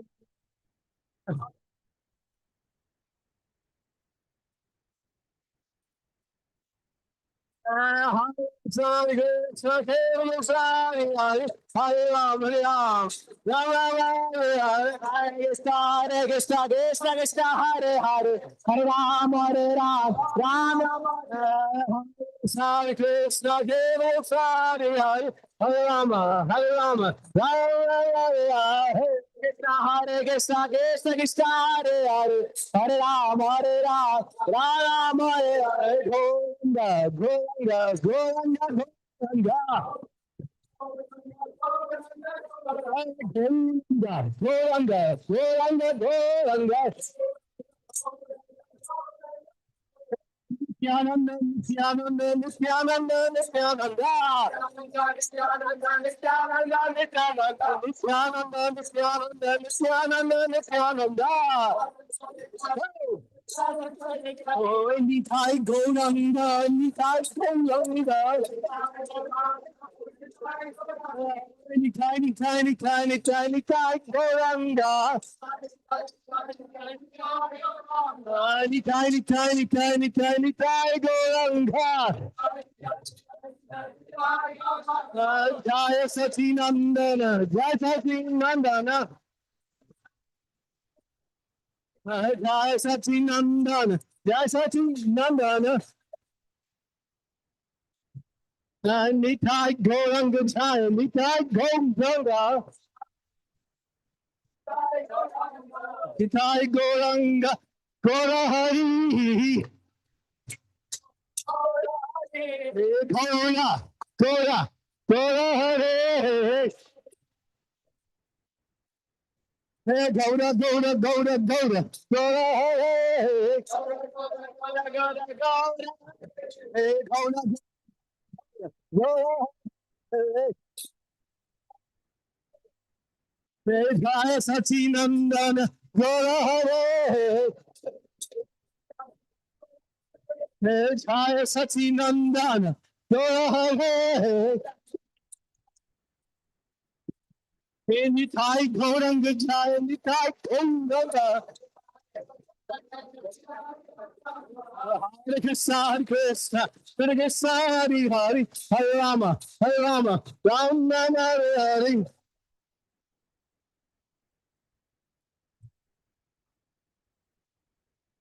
Oh, Hare Krishna, Hare Krishna, Hare Krishna, Hare Hare, Hare Rama, Rama Rama, Hare Hare.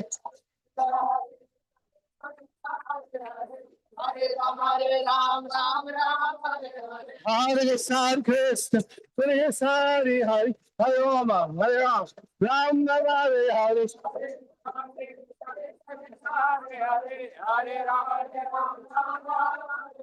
Hare Krishna, Hare Krishna, Hare Krishna, Hare Hare, Hare Rama, Rama Hare Hare.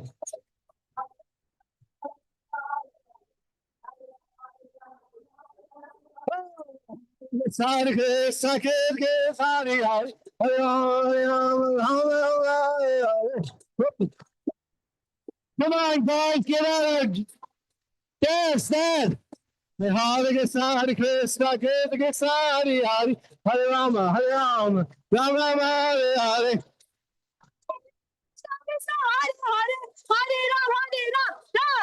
Hare Krishna, Hare Krishna, Krishna Krishna, Hare Hare, Hare Rama, Rama Hare Hare.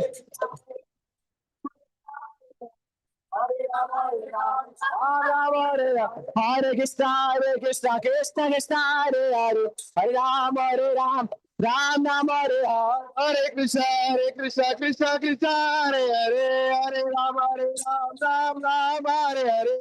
Krishna, Krishna Krishna, Hare Hare, Hare Rama, Rama Hare Hare.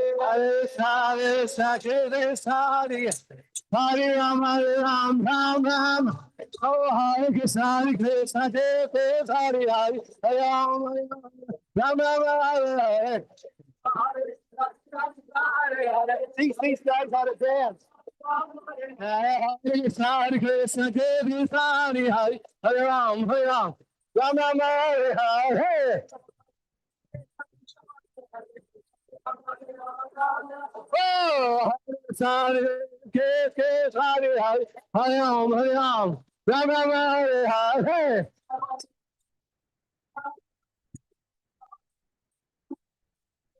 Govinda Jai Jai. Gopal Jai Jai.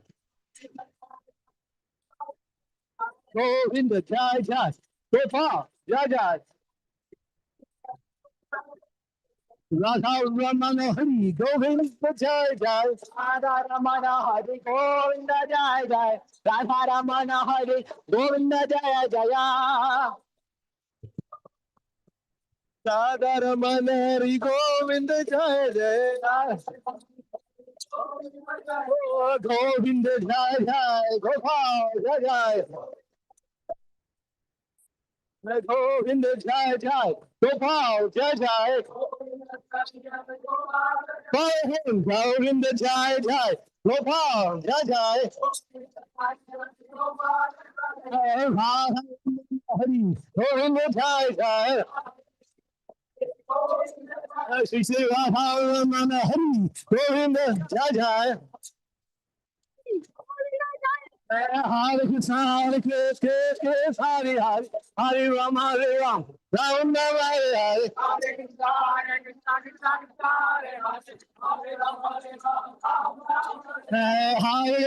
Krishna, Krishna, Hare Hare, Hare Rama, Ram Ram, Hare Hare.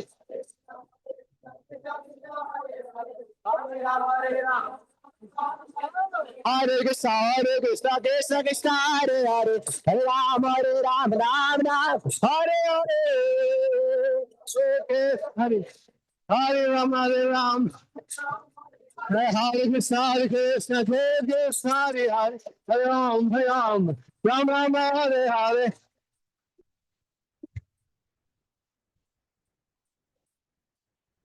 Nitya Go Hari Bol, Hari Bol, Hari Bol, Hari Bol.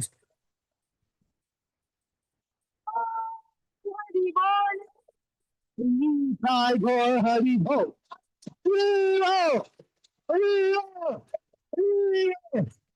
Nitya Go Hari Bol, Hari Bol, Hari Bol, Nitya Go. Nitya Go Hari Bol, Hari Bol, Hari Bol, Gora Hari Bol. Nitya Go Hari Bol.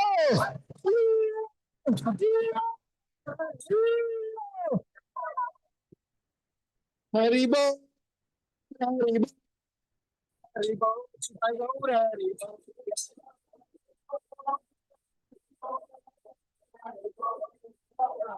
Jai Jai Prabhupada, Prabhupada, Prabhupada, Prabhupada.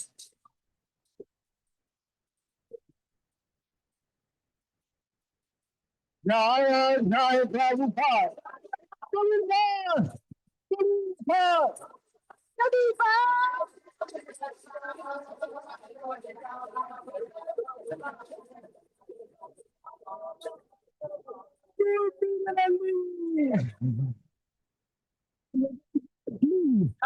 Ram Sankirtan ki.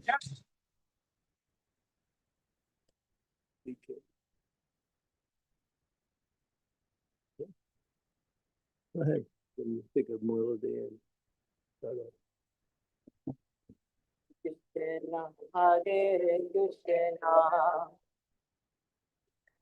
Krishna Hare Hare, Hare Rama, Hare Rama, Rama Rama.